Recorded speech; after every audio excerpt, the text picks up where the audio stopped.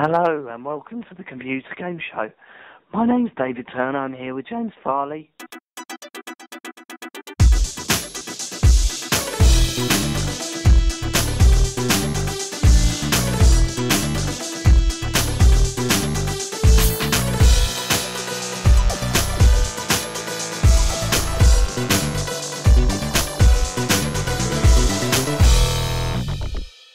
David's not here.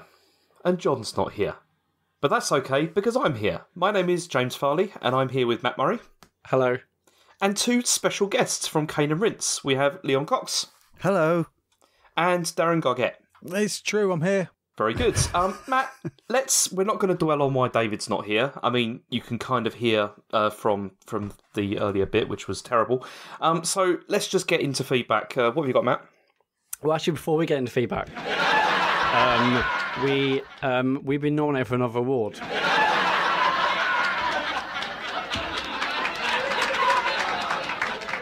I don't know what's happening really, but we have been nominated for another award, and it's the Mixcloud Online Radio Awards. Now, I'm sure anyone who maybe follows us on Twitter has already seen my at least 40 plus tweets about this. But if you haven't already, we want you to go to mora.fm, so it's mora.fm, and then find the science and technology category and just click for us and vote for us there. We're against some, astrophysicists you never heard of, like Neil deGrasse Tyson, some other chumps. But yeah, I mean, but basically there's a selection of industry judges and they choose winners, but it's also a listener's choice award.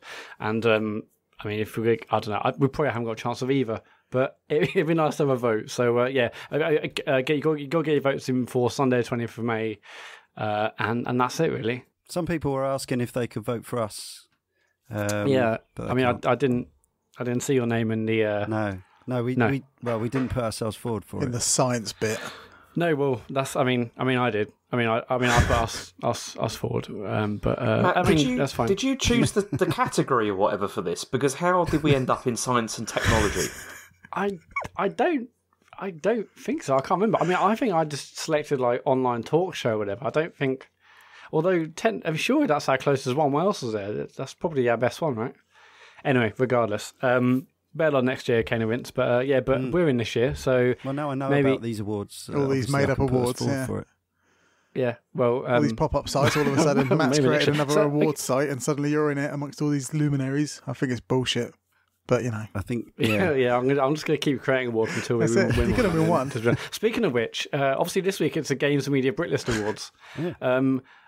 I mean, did Cane and Rinse work out a hierarchy to determine who's going, or have you bought 21 tickets? Well, there absolutely is a hierarchy, obviously. And yes. Are we going to get it here live on the show? Or? Yeah, it's me, and then there's everyone That's else. what I said in the Dark Souls chat when someone asked me if there's a hierarchy.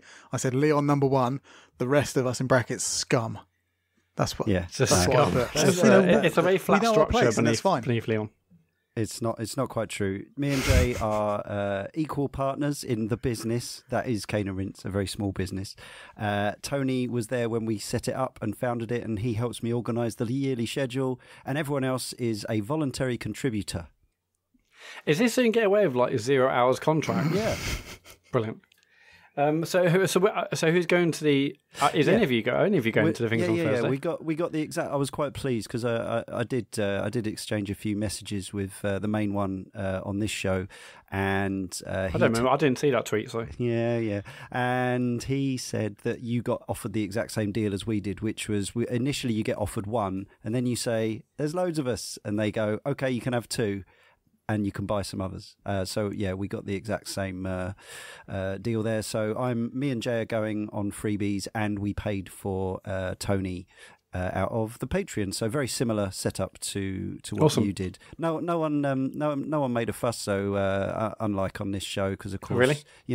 we all get on. There's no you sort of tension. You probably didn't like set up, like a ranking thing, like immediately, to try and annoy everybody. Well, everyone knows their place. That's the thing. Unlike on this show where you've got lots of upstarts, backstabbing. No, James knows his place now. It's fine. Yeah, that's true. But it Fuck off, shouldn't. Matt. It shouldn't take sort of things like this for it to come out. You should make it very clear. We knew anyway. We were just trying to.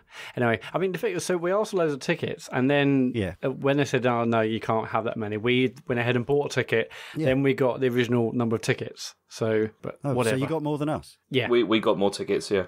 And, right. Yeah, they. And we can't get a refund either, which is no. Irritating. Well. Anyway, regardless, Thursday, yeah. So it's going to be a huge punch up. Our table, your table. Yeah, very, very much looking forward to that. Yes, I was going to ask on your. I popped into your Discord earlier, just to throw in a small grenade. Yeah, it's a lively place. And I was going to ask. I was going to put the feelers out. Do people want to see us hugging and high fiving, or chokeholds and nerdy fights? What was the response? I didn't ask. I'm gonna play it by ear on the night, and perhaps we could, for your Instagram feed or whatever you have, we could do the fight, the bouncy stuff, the fighting, and on ours we could do all handshakes and chin stroking. Yeah, I think. Well, it will also depend on David's voice, because obviously if his voice is as it was in that intro, then I think probably most people are just going to be laughing at him. So it'd be fine. I've not been party to this intro, but one of our number was struck down with a similar laryngitis-y type thing at the weekend, Carl. So there's a lot of it about. Does he sound like Sean Dyche or Alan Ball? Not really. I mean, I'm looking forward to, because if it is like that, and he goes to the bar to get something, and it's going to be kind of like, lager, like that, and it'll be like he's trying to get served as a 14-year-old again. Yeah, pretty much. Yeah, it's going to be even funnier after when we win the award and Dave has to do a speech, and it's all like up and down, and I think genuinely, I don't think either of our shows will win. No, because there's some well-established and I mean this awards is a rebranded version of the old Games Media Awards, and One Life Left have been pretty much a stalwart on that list forever. There's a couple of BBC things, but genuinely, I think if it's going to be one of us, it's more likely to be Computer Game Pod than it is Kane and Rince. I think. Yeah. I think you're right. I mean, just think about better, isn't it? Yeah, well, and that. I mean, yeah, it's not either of us. But if anything, I mean, that's good for us, because we can just go and relax and have a nice night rather than stressing about it. But anyway, that's Thursday. So very excited for that. It's probably time to do some follow up. So I'm going to kick right off with Junkyard Gary Disco, Gary Dutton, who commented on the fact that we were talking about David Cage's games last week once again, and there's a massive hoo-ha about whether we can or cannot sort of discuss or think about what the game might be like without actually having played it. Gary Dutton. So right out of the gate, I'm here to defend James. Cage has released nothing but stinkers his entire career, so I think it's entirely fair to say I predict Detroit will be crap. Why is predicting stuff banned? Then there was like a 25 plus message thread about, no, it's not about that, it's about looking at his body of work and making an assessment. Is there anything else you want to add to this, James? Not really. I mean, it is something that I just find utterly bizarre. Like, I mean, the idea that you can't look at something before it comes out and then just sort of make a prediction about how it will be based on previous information that you've got and previous sort of experience that you've had with something, I find it utterly bizarre to say you can't do that. I mean, obviously, you can't score something. You can't say definitively that something is going to be rubbish or whatever, but you can get a pretty good idea of, like, where something's going. It's like, if there's a new, like, Uwe Boll film coming out, you can be pretty much certain that it's probably not going to be very good. In the same way with this. I mean, I'm really close to the end now of Fahrenheit, and It's a terrible game. Like, it's a far worse game than we remember it to be. And is it worse than Beyond?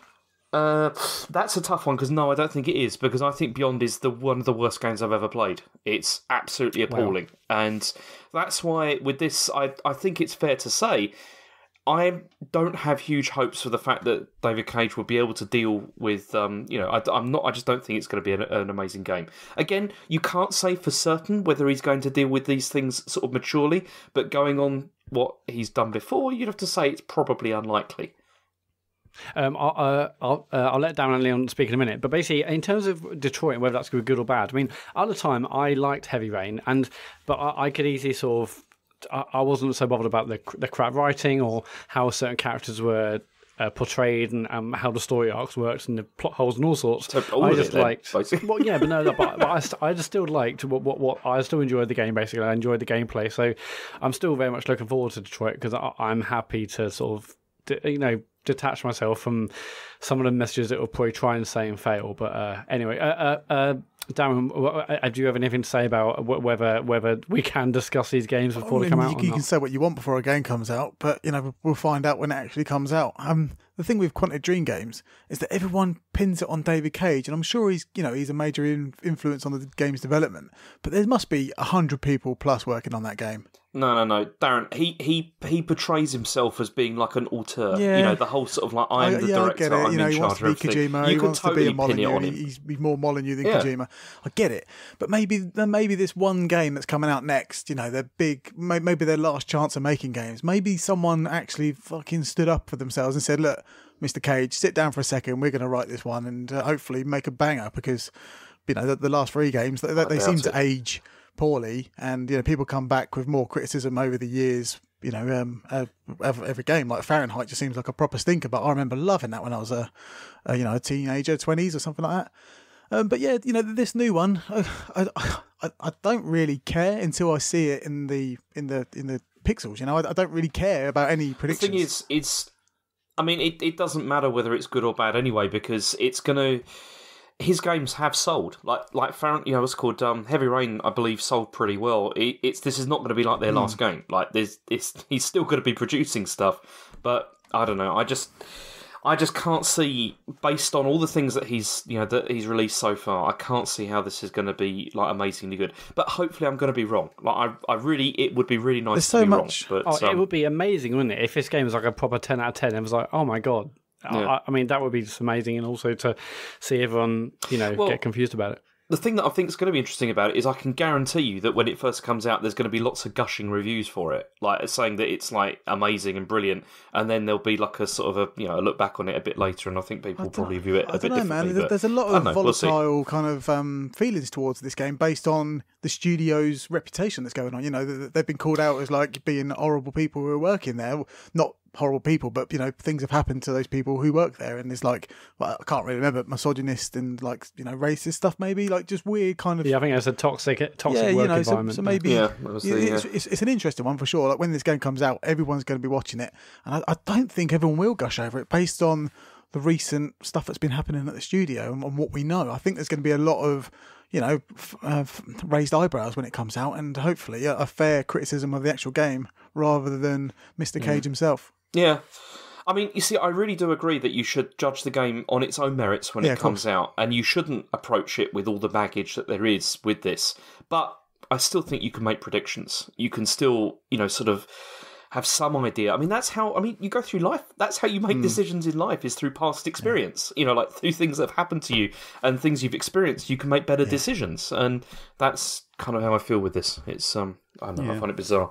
I think there have been rare odd examples of a band making one great album or an author writing one great novel in the midst of a load of tripe. It's not inconceivable, but and I try always to be positive and even-handed and all this stuff. But if there's one game maker where kind of all bets are off, it is David Cage. I think he's the way he's presented himself, including in games, actually turning up in Fahrenheit and some of the content of the games, the famous infamous lap dancing, the fact that they had nude models of Ellen Page stored on hard drives without her knowledge and all this stuff. Weird. It's more, there's a lot more baggage than just his games are appallingly written and acted.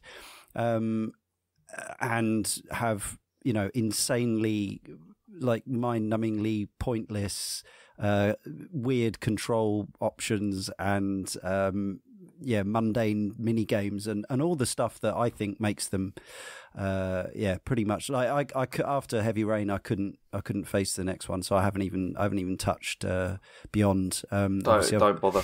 It's the worst. I've got it on PS Plus now, but it's not near the top of my list. Is Beyond on the big Cane and Rinse list? Well, everything is, pretty much. I think we've even got Omicron, the Nomad Souls on there. We've done Fahrenheit, we've done Heavy Rain. In fact, have we done? We may have even done Beyond. I forget. We've done so many shows now. But yeah, Heavy Rain was the 100th numbered show we did, and it was the last one we had swearing in, I think, because it got so over the top. Oh my God, really? That was when we decided that we wanted to try and keep it clean, because it was just basically us ranting. I think Jay called Cage a snake oil salesman and all this stuff. It was it was good. You know, anyone who thinks of us as being very dry, I think you should listen to number 100, because we all felt cheated and conned by Heavy Rain. I think almost to a man. I think maybe Sean was on it and was more positive, but yeah, I like James says that what are the it's like I'm sure Tommy Wiseau's next film's going to be an absolute he absolutely is the Tommy Wiseau of like gaming, like absolutely, like it's just there's so many like similarities with it as well, and like especially like you know that scene in Fahrenheit where he sort of plays himself, and it just it's embarrassing. It's creepy, weird accent, possibly on the payroll of Eastern European mafia. It's out soon, isn't it? It'll be out. Can I say that this time next week? You can say, yeah. Allegedly, it's fun. Yeah. Isn't the game out like on the 20th? It is, yeah. It's So by the time that next episode will be out, it'll be here. I look forward to your spoiler cast. Very excited, not going to be playing it. So on to a different subject. I searched high and low, but I managed to find one piece of positive Rosa Parks feedback. Mehmet tweeted in, I find the whole Rosa Parks incident pretty bizarre. I'm 46, and for the first time in my life, I've heard of Rosa Parks. It's the first time I heard it was actually on the episode of Silicon Valley 2 days ago, but the shitstorm Matt Murray was exposed to was totally unwarranted. I disagree with that. That's insane. So if anyone's listened to the show for the first time, I'm not actually going to explain it, to listen to 2 episodes previous. But there was a Rosa Parks incident, shall we say. That sounds really bad, Matt. Oh, so no, I don't mean like that. Just anyway, regardless. I cringed. Sorry, Matt. But yeah, I was just trying to help. But yeah, I realise now stupidity. But as Mehmet says, not everyone knows everything. So you were helping somebody like him who hadn't listened to that episode of Silicon Valley two days previously. That's ridiculous. Anyway, on to the subject of E3, which isn't far away. Indiana 747 with leaks this early, and we'll talk about the leaks in a minute in the news, no doubt. I think Matt should be made to go dark at least a month before E3. It's the only way to keep the integrity of the podcast. Now, also NJL tweeted saying now that Walmart has cocked up Matt Murray's E3 media blackout by accidentally showing all the releases, what happens now? Yeah, I mean, it's a bit of a blow, isn't it? I mean, a lot of people are probably saying, "Oh, I'm sure Matt's really happy." Like, no, this is bad. I want this to be like an incredible E3, obviously, and I'll be really gutted if a lot of these leaks are, I'll be gutted if there isn't much more than these leaks. Frankly, I mean, I want, and I'm sure we all want, like an amazing E3. So these leaks, it's just annoying. But I mean, it's tough enough to have a week off the internet. I'm certainly not going to have a month off because that would be crazy.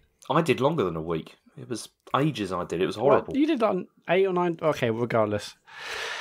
Yeah, I mean, it's a shame. It's a real shame. But we'll no doubt cover that stuff in the news. James, are you doing a stream on Thursday night?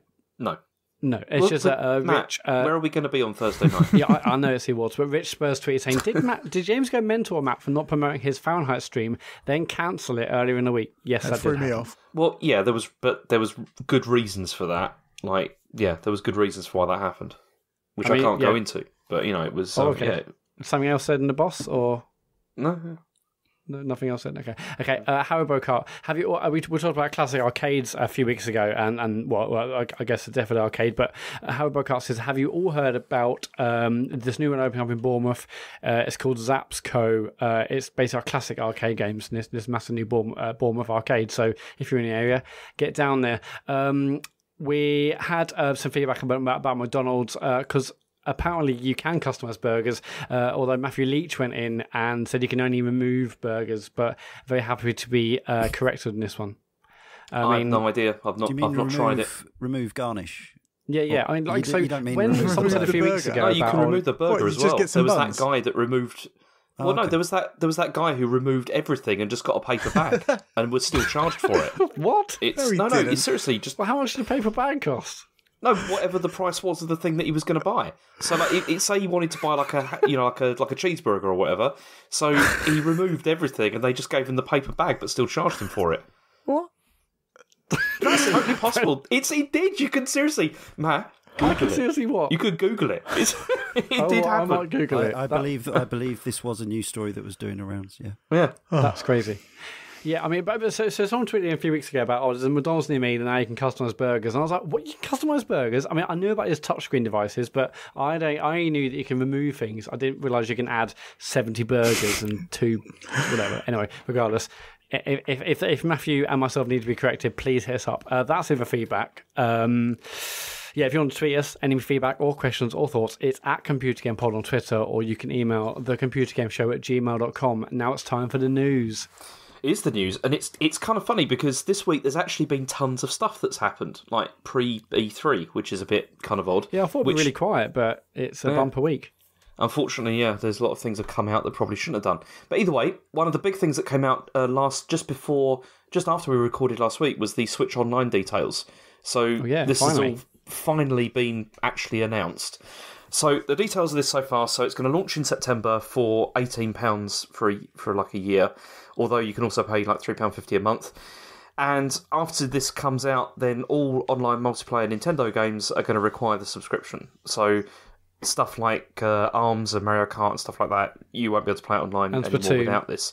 And Splatoon. But the bizarre thing about this is that this may not be so for third-party games, though.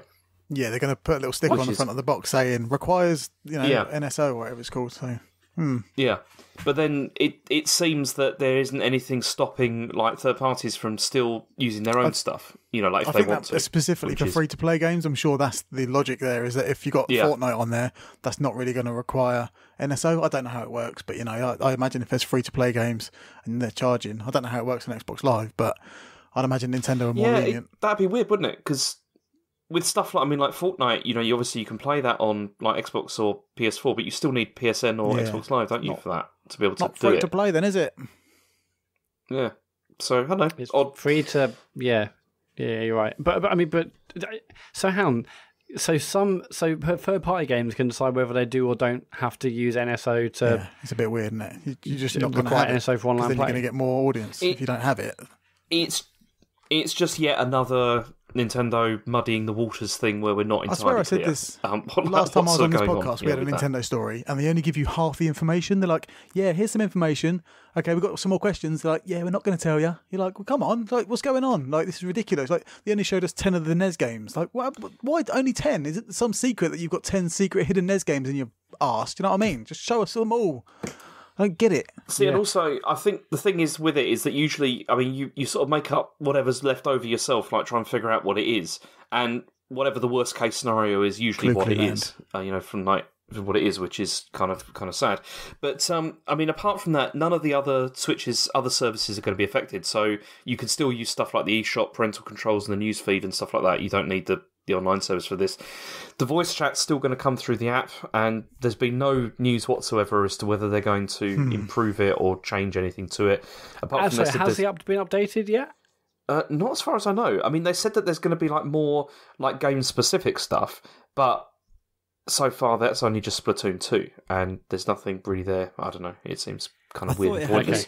It had one update, didn't it? For some reason. They had the update which came out for iOS. I don't know if it did for Android as well, where so that you could do stuff like have it running in the background on your phone and stuff like that without it just like cutting out all the time, because that was super irritating. Yeah. But I don't know if there's been any other updates to it. Don't know. I deleted it. Yeah, I didn't actually reinstall it since I got my new phone. Just no point. Same, yeah. What? So also cloud saves on this, right? So you're also going to get cloud saves as well. So the other thing which people are obviously angry about with this means that the only way that you can back up saves on the Switch is by paying Nintendo. Because with the other machines, obviously with Xbox and with like PS4, you can like back up to a USB drive or whatever like that. But you can't do that with this, so you're going to have to pay. I mean, this is something which does irritate me a bit, because I do think that, especially with the failure rate of the Switch, like quite a lot of, I've had things go wrong with it.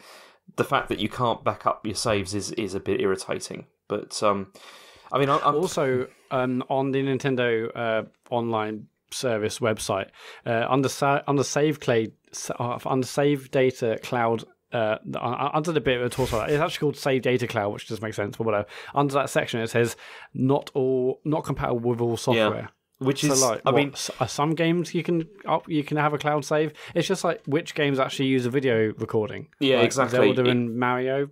Yeah. See, that's the weird thing with this data cloud thing. I'm glad they're adding it as an option, and you have to pay for it. But you could sometimes. Some people magically downloaded save data from the cloud. Like when the Switch first came out and they were breaking, I remember there being a screenshot of a menu saying you could download save data from the cloud or something like that. And so, has it always been there? And now they're just surfacing it to the top. Was that a fake? Because there was a lot of those going around as well. Probably was. I don't know. No. Like when people were sending their their Switches back, when they got their machine back, they could basically download and save. Some did, some didn't. Some had like weird cloud icons. Yeah, some didn't. That. Really? Some people they talked to said you can't get your saves back. Others did. So it was all very weird. Again, it's typical Nintendo. So it's just so half full or half empty. It's just wishy-washy, isn't it? It's just not like sort of nailed down. So there's the cloud saves, which in theory should be a good thing, but if it's not working with everything, that's kind of annoying. They're also going to be offering 20 NES games, which, as Darren said, there's only 10 of them confirmed so far, and they're the usual suspects of what you'd expect. But they are going to add like online multiplayer to these, but we don't know if it's going to include leaderboards or anything. Which, I don't know. What do you think about this, Leon? How do you feel about the idea of this?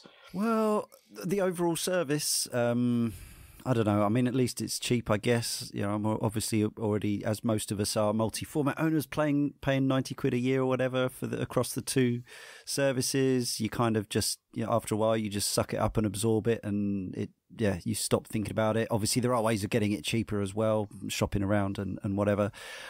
NES games, like even as somebody who loves Nintendo, loves the history of gaming and all that sort of thing, NES games are just not an added value item to me anymore. I can play them for free. I can play them on umpteen other formats that I've still got.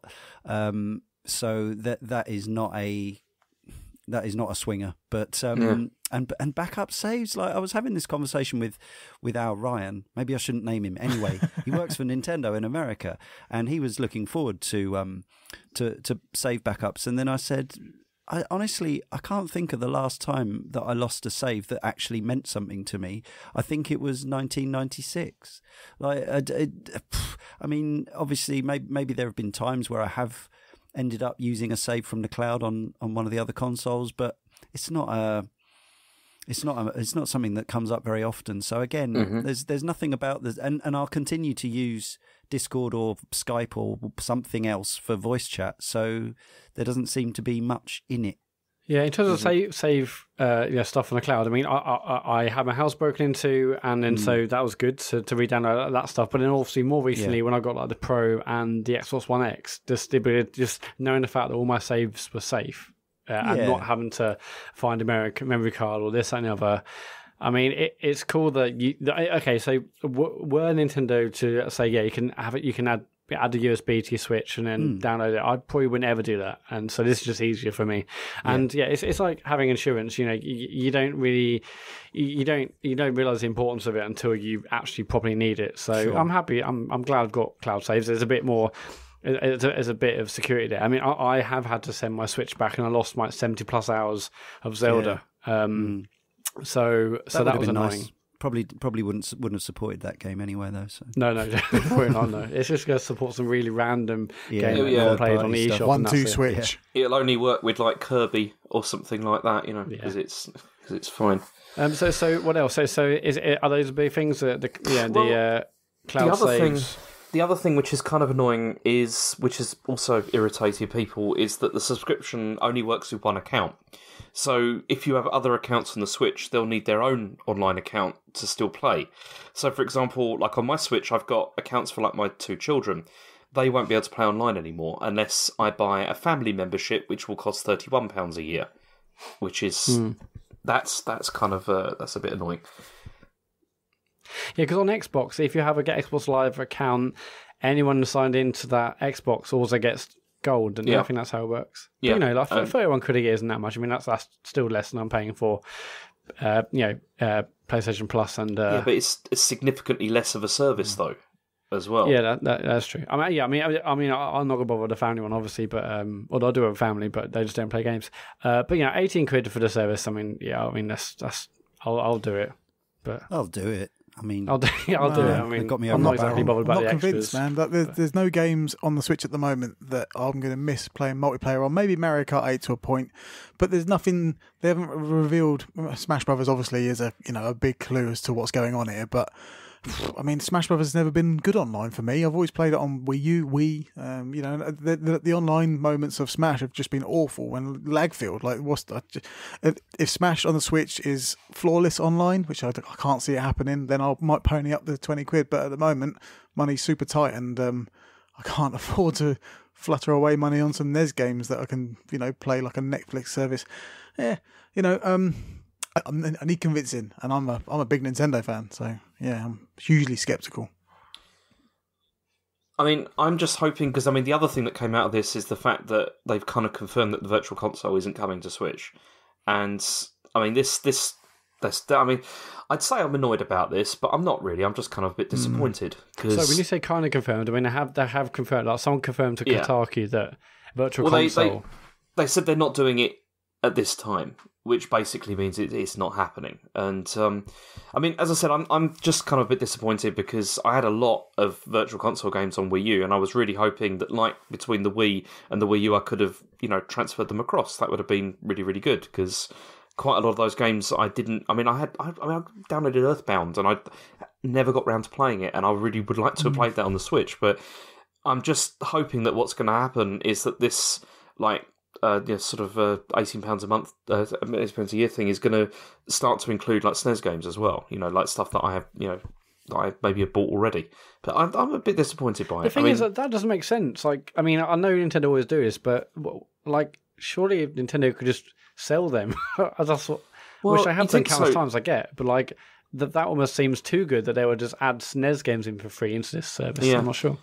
The writing was on the wall with this anyway, because of the fact that you had so many like other sort of third parties was putting out like compilations and collections and stuff, which kind of indicates they weren't going to be part of any sort of Virtual Console anyway. But I don't know. I still just find it disappointing that it's kind of gone this way. But I guess it's because they still want to sell, like, the NES Classic and the SNES Classic and stuff like that. I personally think it's more of a distance from their previous console. Like, I they don't want any ties. Like, well. The Switch feels like a fresh start for Nintendo after the Wii U, and the fact that they haven't. The eShop is probably the only thing that carries over, and some Mii's maybe, but the Switch, I expected the Switch to be more of a tie to their history more than they haven't done, if that's a sentence that makes sense.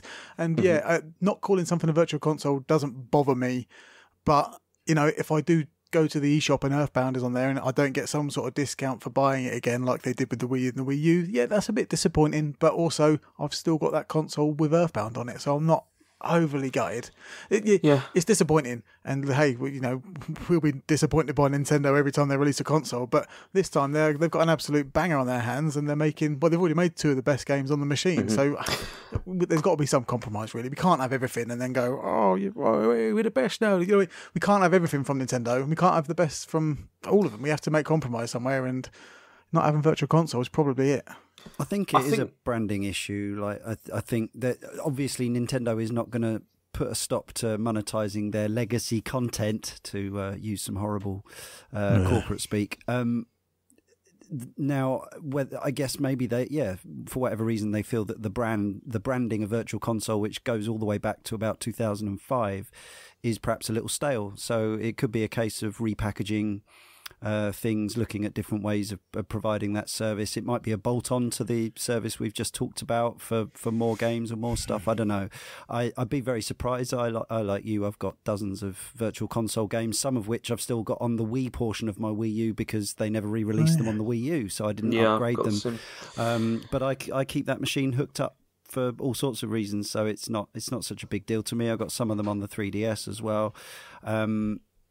But weirdly, the Switch, actually, one of the things I use it for most is playing the myriad games that the likes of Hamster and Zero Div are releasing on it. So you've got a huge library of Neo Geo games and Sitio arcade games, and there's the Data East stuff coming as well. So there are tons of retro games if that's your thing on there. It's just currently not the actual Nintendo ones.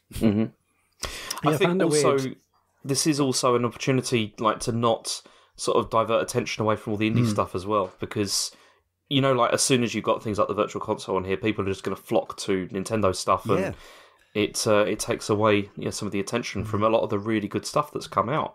Things like Mario All Stars or whatever versions they release used to just totally eclipse the sales of everything else on the service. So it might be something to do with that. eShop's getting a bit populated now, though. Yeah, I think they discussed this on the Giant Bombcast, and they were just saying, why are people so bothered about the name? Like, people aren't bothered about name. People are bothered, like you guys, the fact that they bought a library of games that they now can't access. I mean, the title Virtual Console doesn't really make sense anyway, if it's because that was the name of all its digital sales, and then obviously there's new games, old games, but yeah, it's weird. I mean, the actual statement is that there were no plans to bring classic games together under the Virtual Console banner, as has been done on other Nintendo systems. I mean, that feels like it's pretty black and white, but then no plans to bring the games under the banner just makes it sound like, well, they'll rename the banner in this case, and then they will bring that back to consoles. So there's it's no a bit way strange, they're not going to resell you Mario 64. The mini classics have stopped selling. I'd imagine that they're just going for this sort of this £20 a year thing, and we're just going to see stuff on there. It makes sense. But it is annoying, but never mind. Anyway, next story was another Nintendo one, but we can just hit this one quick because they've solved the charging kickstand problem for $20, and they solved the problem that they created themselves. Yes, I mean the Switch kickstand is awful. I mean it's really terrible. I mean I try and use it sometimes, but it's the viewing angle I find is the biggest problem. It's not the fact that it's really flimsy, but it's just at the wrong angle for me. But apparently they're going to release a new adjustable stand in the middle of July, and it's going. I mean, there's no UK price confirmed at the moment, but the whole point of this is that you'll be able to charge it at the same time as using it in tabletop mode, different viewing angles, but there's no TV output, obviously, because then it becomes a dock, and that's not so good. But I mean, anyone interested at all? I mean, I probably will buy one because I'm an idiot, but anyone else? Nah. Yeah, and no. I've managed without it for a year. It looks nice, but I've never really played in tabletop mode. It's a nice option to have, and I'm sure people do it a lot. But for me, my Switch is either in my hands or in my dock on my telly. Well, I've got a third-party stand, a Hori one, which allows you to play either vert or portrait or landscape, Tate or Hori, and you can plug the cable in while it's. It doesn't charge very well, though, does it? It kind of. It's less than a charge, so it keeps it going, but it doesn't keep the battery topped up. Okay. Yeah, that's the one thing I did do was charge it while it was in a tabletop mode, and I noticed the battery was draining while I was kind of in that mode. So I guess this kickstand is better for that.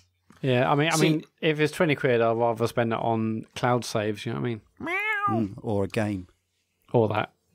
See, it is useful because my children often when we've gone away and stuff like that, we take the Switch with us, and they often play games together like that. Because they break the sides off and then they play together. But I don't know, it does seem a lot. But and also, I mean, I understand there's no TV output because obviously it does become a dock. But that would have been really nice if we could get cheaper, smaller docks or something like that. I'd be quite happy with that.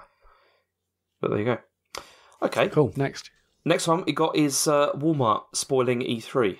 And so this was where we had retail listings from Walmart Canada, who revealed listings for a bunch of games.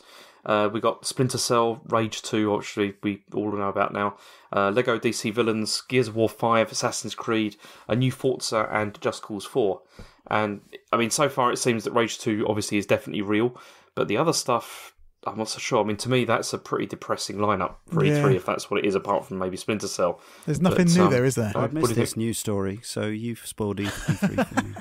No, but I don't care. There's nothing brand new there, I mean, is there? Borderlands 3... It's kind of all just like sequels and stuff. It's all just kind of the same stuff, sequels and numbered sequels. There's no brand new IPs on there, so I'm guessing there's something... There's stuff still to come, surely. That can't be E3 in a nutshell, in a Walmart nutshell. Well, there's the PSVR game Dreams from Media Monocle. That's on there, but we knew about that anyway. There's a game called Destiny Comet. I have no idea what that is. But no, that's a code name for one of the expansions. Because apparently they've used that before, so it's nothing. Yeah. Yeah, I mean, it's a shame because a new Splinter Cell was a nailed-on prediction for me, so it's a shame they've ruined that. But yeah, I mean, and Borderlands 3, I guess we're sort of due for a new Borderlands game. Rage 2, I mean, it has now since definitely been confirmed. We've seen gameplay and everything, which we'll no doubt discuss in a minute. But yeah, it's not exactly a very exciting lineup, is it? No. It's not so good. Anyway, yeah, can everyone stop ruining E3? Like, we're a month out. I mean, like, last year it was really bad. I think it was last year or maybe the year before where, like, Microsoft's presser basically got leaked on the Saturday before, like, the Monday or whenever it was. And that was annoying, like, in the last weekend. But this is a month away, for Christ's sake. It's every snarky twat on E3's, on Twitter's job to ruin E3. That's that's what I'm waiting for. I mean, I'm not waiting for because once again, I'm not watching it. But I actually envy you, Matt.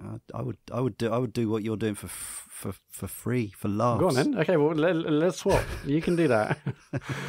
Yeah, I mean, I've some people tweeting me in the week saying like, it's been ruined. Other people saying this is probably a good year to miss. But if this is it, I mean, obviously there will be other things. It isn't just this, but.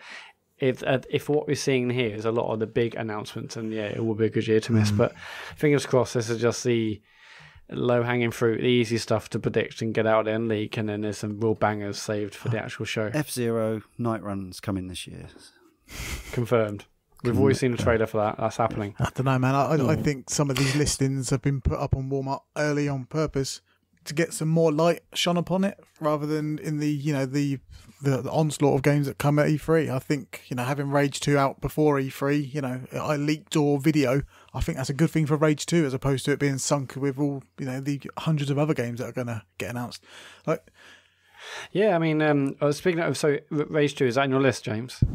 It is, yes, yeah. Yeah, I mean, so obviously that was one of the it was leaked on that Walmart thing, and then it seemed that it probably just kicked Bethesda into gear, so let's just reveal it this week. So this week on their Instagram, they were showing off what at first were quite cryptic pictures of, like, say, I think it was like Big Ben with like some pink paint on it, and then some other locations, and then there was a teaser trailer, I guess, leaked this morning, and then a full, maybe yesterday, I'm not sure. And then today, a full gameplay trailer came out. And I must admit, I didn't play Rage 1. It didn't really excite me, but yeah, this trailer for Rage 2 looks great. And I think you're probably right. This game out there now has given it a bit of hype, as opposed to just maybe a 30-second clip that was lost in amongst all the other E3 announcements. If they announce another Elder Scrolls game, Rage 2, I think if they do another Elder Scrolls game at E3, for example, then Rage 2's got no chance in even seeing any light at Bethesda's conference. I think this is a strategy move to get some light shone upon some games early, rather than, like I said before, in the midst of it all.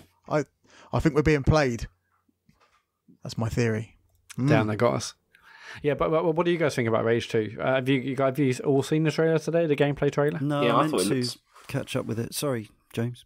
I was going to say, I thought it looked phenomenal. I was because it's one of those games I had no interest in whatsoever just from hearing the name.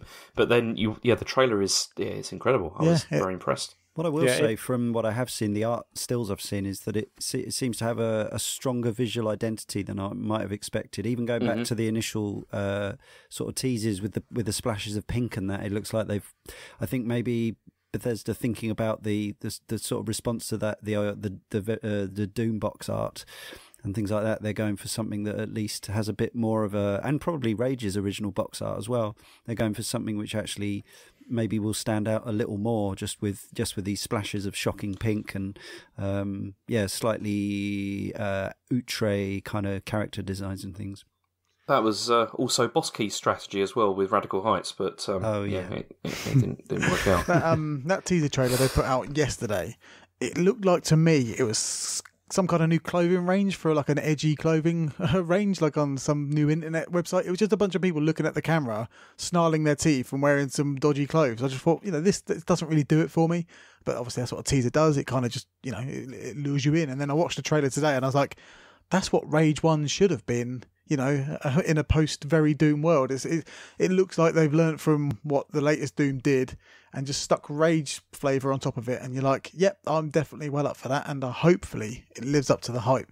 Because... Were you on our Rage podcast, Darren? I was that loser who read the book.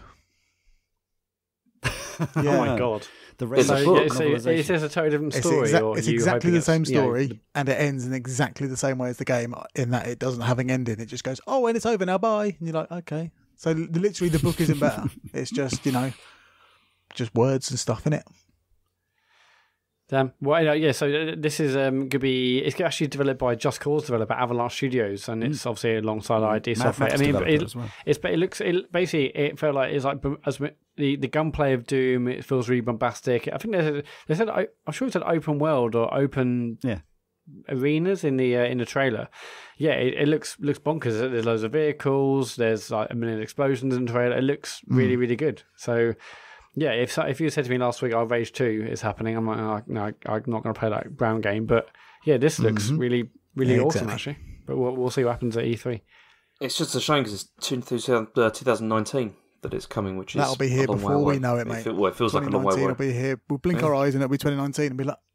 I was going to say, there's no point. I mean, the fact, Red Dead's coming out towards the end of this year, so you might as well get it out of the way of that and get it out next year.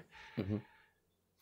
Okay, so the next thing I thought we'd just have a quick look at is the PS4 outselling Xbox One 2-1, apparently.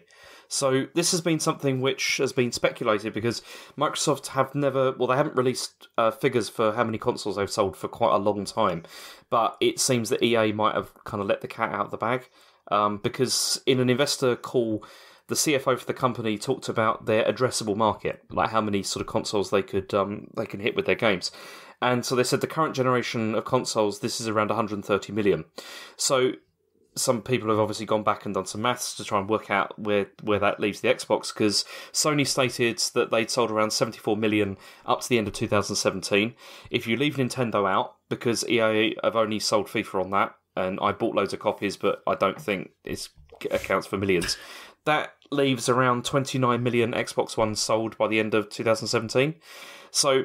what was funny about this is then EA were really quick to then come out with a statement saying that we've got a very strong relationship with Microsoft and all that kind of thing, so that didn't work out. But I mean, I was just thinking there's a couple of ways to look at this. I mean, first of all, 30 million is a decent number, and it shows the Xbox One is like a really viable platform, and there's a lot of stuff coming for it. But compared with the 360 generation, Microsoft really fucked up with this because they're not even close to Sony. If you consider last generation, the PS3 didn't come out the gate so well, but it did catch up eventually. Is this ever going to? What do you think? No, I mean, in this, whatever this generation is, in inverted commas, with these iterative consoles like the X and the Pro, the Xbox One, as we know, is not obviously clearly never going to catch up with the PlayStation 4. And that's why I can see them doing what they did with the first Xbox and killing it early to quickly get the next one out before, in this case, PS5 comes out. But who knows? It's crazy. I mean, 30 million is still good. And I actually, since getting my X, I really, really like the Xbox now. I play loads on it, whereas before that I just hadn't really bothered with it generally. But yeah, I feel the same way. Yeah, it's true. I mean, obviously, they had made so many missteps when they first announced it, and then the Don Matrick era and Kinect and all this sort of stuff. Is all the great work Phil Spencer's done in the last 2 or 3 years, however long it's been. Done loads of great work. They've sort of realigned what the console's about, focusing on the games. The actual games themselves are still sort of waiting for, but he started, I think it was 3 years ago. I mean, basically... Well, yeah, they focused on the games, but they Yeah, I focused mean, on in backwards terms of being compatible exclusives games. and that sort of stuff, after them shutting down loads of studios down, I would imagine it's going to be in the next year that we're going to start seeing the fruits of those labours, if indeed they did start, start making games when Phil Spencer said we need to, realign this console and what it's about. That's why this E3 is going to be really interesting, because if they come out and they've just got Gears 5 and Forza, then that's really worrying, I think. Oh, yeah. I mean, they have to at least show intent, even if, like, there's loads of, teaser trailers, or we don't see that, or it's a name of a game. But if they show or announce original IP or something that shows that they have been doing something in the last 2 or 3 years, then that's good. If it's just... And Forza Horizon was a great game, but another Forza Horizon, another Gears, fine, but that's not going to turn the tide. Certainly not another Halo. They haven't even got. Have they got a dormant IP that would do any? I mean, I don't think Crackdown's the one at all. Do you think Crackdown's going to be there? Because I don't think it will be. I think it's not going to appear. Really, surely it's due for release like now. It's soon, got to be. It's got to be right out of the oven. If they don't show Crackdown 3, then something's seriously wrong at Microsoft. Like most of their first party stuff has just been in development for ages, it feels like. And even their stuff that they're signed on, like Below by Cappy Games, like that's been in development for ages. And it just seems like every time Microsoft get a game under their wing, it's really troubled development. Like, Crackdown 3 seems to be taking forever. Sea of Thieves took forever, and Below's taken over 4 years. That they've had a bad run of developers or development time, and it's just hurting their console, and it clearly shows in the sales. Well, they've had to catch up, haven't they? Because they shuttered so many places. Like, because the 360 had such a good, like, when it came out of the gate, it had so much, like, support. They had so much of their own stuff. And do you remember they inked all those deals with, like, companies like, with BioWare? They had all those trilogies that they were going to bring out. I mean, okay, Too Human, that didn't work out. But Mass Effect did. There was a whole bunch of things like that. This generation, there's been nothing like that, really. Which JRPGs, they had, Blue Dragon and Lost Odyssey. Yeah. I mean, this has really just been the legacy of the Matrix stuff again, of just like thinking you don't need exclusive games, you just need, to offer these like services like TV and stuff like that, and then people will go for it and just rely on third party stuff, but it doesn't work, like it seems. I mean, yeah, it's a shame.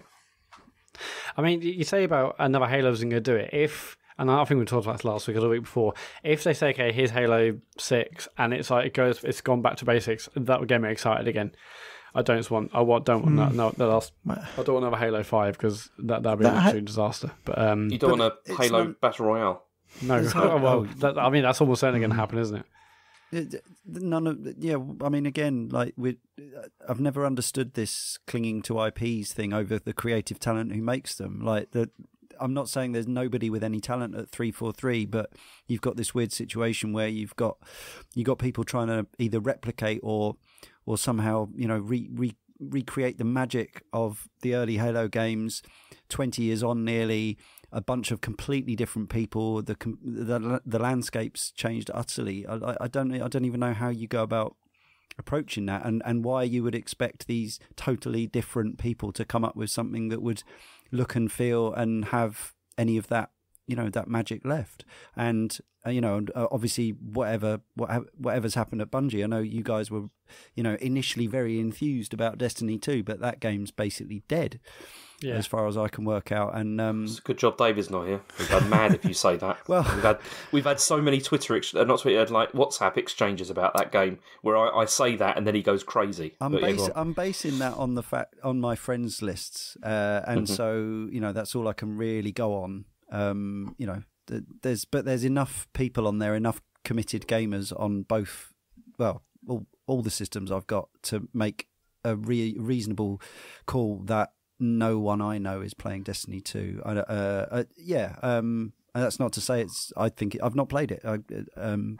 I don't even know whether I'd like it or not. But you should play the single player. I really enjoyed the single player campaign. A lot of people said that, but it'll have to get a lot cheaper. And I did play Destiny 1 for a moderate amount of time by its standards, and eventually I was just really it pushed me away with all its weird systems and currencies, and I just felt very lost and confused in the end. Day one, I was there with Darren here. We were all quite excited. I remember. But, I lasted longer than he did. James, is that it for news, or are you going to talk about the boss key stuff? Well, I mean, what do you want to say about it, Matt? I mean, you're the one who brought it up. In the thread under the bus like this, but yeah, no, because it's sad news actually. But yeah, Cliff Brzezinski this week confirmed that Boss Key Productions is no more. He said 4 years ago, I set out to make a world-class video game studio and hired some of the best talent in the video game industry.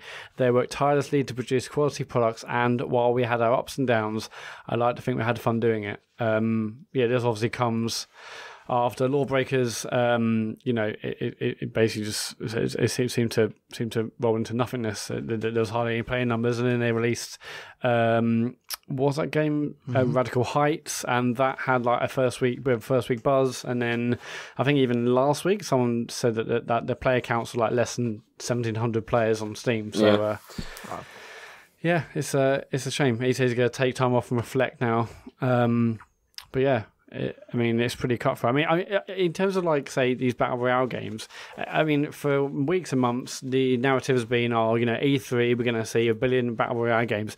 I already think it's too late. I think anyone starting production now is already too late. It's just basically either PUBG or Fortnite now. I mean, maybe a game like COD with a battle royale mode could be a different proposition because it's COD, but I mean, anyone else developing a battle royale game, I think it's too late.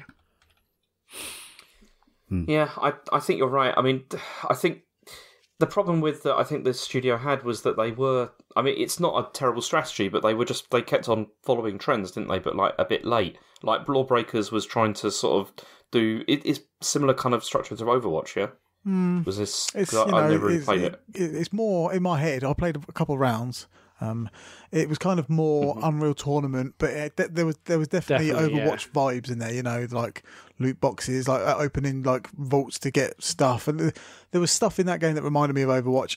But if you're going to make a first-person shooter that's competitive, in that ilk after Overwatch, not only are you competing for people's money, but people's time. Like people haven't got time to invest that kind of time into two of those games. I've played 2 months worth of Sea of Thieves, no surprise. But if they release another pirate game around now, I'm not going to go and run and play to that one. Do you know what I mean? I'm invested in my one at the moment, and I have. Unless it's actually got some content in it. No. But speaking of pirate game, last year there was that other pirate game announced. Was it like a Ubisoft game? That's on its way, and you must decide for that. Surely it's a different kind of fish. It's offering a completely different experience in that it's purely just like arena-based battles as opposed to. Yeah, but Darren, we're all playing that one. You're on the wrong pirate game. We're all loving Skull and Bones. Anyway, this isn't about Sea of Thieves. Shut up. Shut up. This is about Lawbreakers. And, the thing that I saw with Boss Key is that they kept it on the PS4 and didn't want to put it on Xbox One for some reason. Like, they're moaning about no one playing it. You're missing out one whole portion of the audience. These 30 million people who have got an Xbox One, maybe they want to play it, Good. What happened with that game? Like, why is it only on PC and PS4? Like, was there some sort of Sony deal? I don't know. It seemed a bit arbitrary. Yeah, it's a shame. No more Cliffy B for now. But and I obviously saw his statement. He put up on Twitter, and then I saw loads of responses. They're like, "Just make another Gears. Just make another Gears." Poor Cliffy B. It's all right. I'm sure he'll come back in a year's time making mobile games. Is usually is with the trajectory for some people with this. Yeah, my new game is called Floppy Dog. It's like a dog, and you go between the pipes, and it's all new. It's great. I don't know how. Do you think there's a sort of natural lifespan in the same way as maybe there is less now with sort of musical artists being evergreen, but there was a point where a hip young thing would come through as a pretty youngster, male or female, have a few hits, and then they would drift into sort of sad middle-aged power ballads and then disappear off the radar and be completely uncool. Is that the Cliffy B arc? I think it depends on whether they change or not. Like sort of adapt evolve, to what's going on. Madonna or Michael Jackson. I'm not suggesting anything. Because you think Cliffy B pointing to like an erotic thriller? Is that what you're suggesting? No, because I'm just thinking of like God of War. Like if you think about erotic. Move on. Let's move on. Okay. Well, that's the end of the news anyway. So James, didn't you have a point there? Well, no, because I was going to say it's like God of War. I mean that that's a game which has really changed with the times. Like if you look at the way that it deals with things compared with how it was sort of in the early 2000s, and they've really, part of the narrative of that is kind of like coming to terms with the stuff that you've done in the past, which was maybe not that great actually in retrospect. And it's whether you can sort of adapt and evolve to the way things change, I think. Yeah, obviously the Gears games are good. It would be good if Cliffy B came back and did something, that's a bit more serious and a bit more like that. But who knows? Jazz Jackrabbit for mobile. Yeah, that'd be good. Get out there, get out there, Cliffy. Okay, and that is the end of the news. Okay, so what we've been playing. So, Leon, do you want to go first? I'll be brief with all of mine, actually. We've gone quite long on the news. We've got some overlap here as well. So I thought I'd just check in on God of War, because I won't get to talk about it on any of my podcasts for ages. And it's a game that's current-ish, and that I actually battered all the way through it and finished it in the space of like a fortnight, I think. I got very caught up in the review hype, which I don't always do, but for some reason... my history with the God of War series is that I played the numbered trilogy, but I hadn't played the other 3 games, the 2 PSP ones and the late PS3 one. So I was, somewhat. I don't have the relationship with Kratos that your man John Denton seems to. But yeah, I had fond memories of playing the old Gods of War. So I picked this up, bought it on midnight, on launch day, the digital version. So paid full whack for it, and yeah, absolutely, yeah, battered it for a fortnight. Got all the way to the end. Played it on normal difficulty. Very much engaged with all the combat systems that you guys have been talking about on previous shows. And yeah, I felt thoroughly compelled all the way through. Sometimes, I think, aesthetically, I think it was a bit of a mixed bag for me. Like in some places, I totally agree. It was absolutely sensational. Like the map room in particular is just one of the most gorgeous environments I've ever seen in a game, I think. But there were some areas that I actually thought were a little disappointing. Like I think the water effects were quite poor compared to a lot of modern games. Just when you're going about in your boat, I didn't feel... It looked kind of like plasticine or something. And I think some of the snowy areas didn't look as good as they've looked in other contemporary games either. But that's just to nitpick. Probably my main criticism of it was that I didn't really get any emotional anything from it at all. Really? No. Okay. I did, I'm which surprises me. I'm not a parent, which may be relevant. But I've played other games where there's been, parental child relationships that have touched me, such as The Last of Us. But this one, I found Atreus quite irritating, actually, all the way through. Even when he wasn't, when there's a brief section where he suddenly becomes very irritating and then suddenly changes back again. But actually, that was just, the rest of the time he was just kind of smug.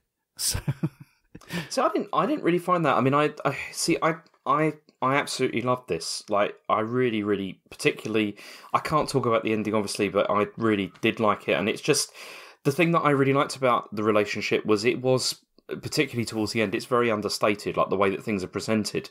And to me, that had more resonance, like, because it felt more real. There were some quite sweet, understated moments, I'll give you that. There were some, I didn't think the writing was terrible at all. It just never really it just never really spoke to me. I quite liked the Freya character, as I know John did as well, but it just the overall there was no point where I felt truly emotionally connected. I was far more into the systems and the loot collecting and all the gamey stuff than I was the story. But that's your mileage may definitely vary. That's just me. Mm-hmm. Yeah, so I haven't finished this game yet. I'm desperate to, it's just surprising, isn't it? It's just rather long. But so could you see that there probably was meant to be an emotional kick, but you just didn't feel it? Yeah, I think that's it. Like, I don't know. It's difficult. I don't think it was necessarily trying as hard as some of Naughty Dog's games have had that sort of emotional pull. But clearly there was there was some attempt there to give it a bit more, a few more layers than the previous God of War games, which were understandably, as John stressed, there are reasons why Kratos is or was like Kratos is or was. But I always treated the God of War games like they were, albeit very gory and bloody ones, sort of big epic Sunday afternoon Harryhausen-esque romps. Like they never felt something that I needed to be any more emotionally engaged with than spectacle and fun, and the visceral side of it. So fair enough for them for trying, but yeah, I didn't come away with it resonating like it, I just kind of hoped it would, but I'm not really fussed. I still really enjoyed the game. I mean, that the stuff with like the Naughty Dog stuff, that's why I've never really found those games, like the Uncharted games, like particularly. Sure. I've never really found them resonate with me at all, like with that stuff, because it always feels too obvious, like to me, and that's why I'm looking forward to playing The Last of Us, because I've not played it yet, and I'm hoping that that's going to deliver like a bit more with that. But as I said, this is why I really like this, because it didn't feel like they were trying so hard to do that, to like give you that kind of feeling, and because of that, to me it felt more real. I mean, the thing with with Atreus and the way that he behaves, like you said, there is this sort of flip flopping that goes on, but as the father to an 8-year-old, it's kind of like they are like that sometimes, like the Sure. sort of switching between nice to being awful. That's like why sometimes I don't like kids. Yeah, well, it's totally understandable, because it's infuriating like quite often. Kids. I just don't want them. But it's so this is why I found more from that. I mean, the spectacle side of things, actually, I was kind of a bit disappointed really with it. Actually, like overall, it wasn't quite what I was expecting in those terms. Well, but John mentioned some of the insane spectacle, particularly of God of War 3. And I agree with him. There were moments in particular in God of War 3 that were genuinely jaw dropping. I haven't played the PS4 remaster of that game, but I would actually like to, just to see if it still has the power to loosen my jaw in the way that it did back in 2010 or whenever it was. But one of the things I did want to say was that I did muck around with the options. I was playing it on a Pro on a new 4K HDR telly, and I did go in and actually drop I changed the setting to favour frame rate, and actually it still looked great, and I turned all the motion blur down to 0 as well, so it looks much more video gamey and much less cinematic. But I felt that after the first, I did this about 3 or 4 hours in, but I enjoyed it a lot more after that. With it does still drop frames. It doesn't hold 60, but it feels. I felt the combat towards the end actually reminded me a lot of Ninja Theory's DMC, and I mean that as a compliment. Once you get the spoiler. That's a terrible spoiler, actually. To be fair, yeah, you might have to later. Yeah, just bleep it out, Matt. That might be a bit of a giveaway. You've ruined it for me, man. I can't believe it. I forgot. I didn't give a shit. No, I'm only joking. Of course he gets there. Like Mario gets the fire flower again. Oh shit! Spoiler. Like Mario's got a hat. Well, he's only got a hat with Super Mario, surely. That's how it works. Whoa. We're going 2-year callback. Yeah, that was an old one. That's a classic. So obviously you finished the game. So is this one of the games of the year for you so far, or is it just like a good game? It actually is. I mean, I really think it's one of the games of this generation, to be honest. I was really impressed by it. I just absolutely loved it. Wow. Well, I'll look forward to playing it. Darren, have you got God of War? No, I really want God of War because I've played all the other ones, including the not so good ones on the handheld. You know, they are good, don't get me wrong, but they're very much by the numbers. I've even played Ascension as well, which is on the PS3, which is a port of a PSP game. I can't remember, there's too many. No, the Ascension one was PS3 only, but it was Games with Gold a while back. But they brought Chains of Olympus and is that right? Ghost of Sparta. Ghost of Sparta to PS3 from There PSP. we go. So yeah, I've played them all, and I really like them all. And I haven't got this new one yet, which is killing me inside a little bit. But I've got no money. So I can't. Anyway, but I would lend it to you like you lent me Shadow of the Colossus, but I bought it digitally. I'm sorry, Darren. Selfish. Anyway, Kratos to me is Mario, but with rage. And, I don't really enjoy the character and what he does in the previous games. So it'll be interesting to see how he interacts with another human around him at all times, because that's a whole new dynamic. He's very different. The writing's different. The acting is literally a different person. He has elements of old Kratos, but actually he reminds me more of Drax out of Guardians of the Galaxy than anything. What if they did a Mario game where he has to run around with baby Mario all the time? Hey, they did that. Did they? Was it good? One of the RPGs. Oh yeah, Cracking Time. Oh yeah, they did. Partners in Time. Partners in Time. There you go. Cracking Time. That's Ratchet and Clank. I'm getting my franchises mixed up. Sorry, but yeah, to go back to God of War, I really want it, and I really can't play it just yet, but I'll get around to it. It looks amazing. Matt, you should send him your copy. No, I'm gonna get it finished. Shut Okay. up! I could finish it before you even think about playing it again, mate. Well, no, I'm determined now. I just have to get it done just to shut you up, James. Frankly, what else are you playing, Leon? We've also got some cross-pollination here with Donkey Kong Country Tropical Freeze. Mm-hmm. I already had this on the Wii U, so this was a really expensive upgrade. But this is why I got a new day job, so I could be frivolous with purchases. I flogged my old Wii U copy because on the Switch it's got more pixels and you can take it around with you, and it's got funky mode, which is good fun because in case anyone hasn't played these retro studios platformers that they've done, they're really hard. Absolutely. They're properly, like, I know we often talk on our show about how the Mario games, start off easy and actually end up hard, and it's not about just clearing the main levels, it's about the extra stuff is where Mario famously really challenges you in the extra worlds and the places that you unlock and whatever else. But the Donkey Kong Country Returns and Tropical Freeze games are pretty much tough from the off, especially if you want to try to actually collect everything on a level. Right from kind of the second and third levels in, to do everything on a stage is a proper, like, you're going to want to replay it several times, and you're going to want to, you're going to have to not make too many errors. Sometimes things will even be locked out to you on that playthrough if you mess up a stage, like a bonus stage on your first go. So you're going for a golden puzzle piece, and if you don't collect it on that go in the time, you try to go back in that area and you can't. You've got to start the level again. So it's exacting, but the feel of the games is I think is quite joyful. Like Donkey Kong has a real mobility to him, although he kind of lumps along, he kind of lurches along. He feels incredibly slick and mobile.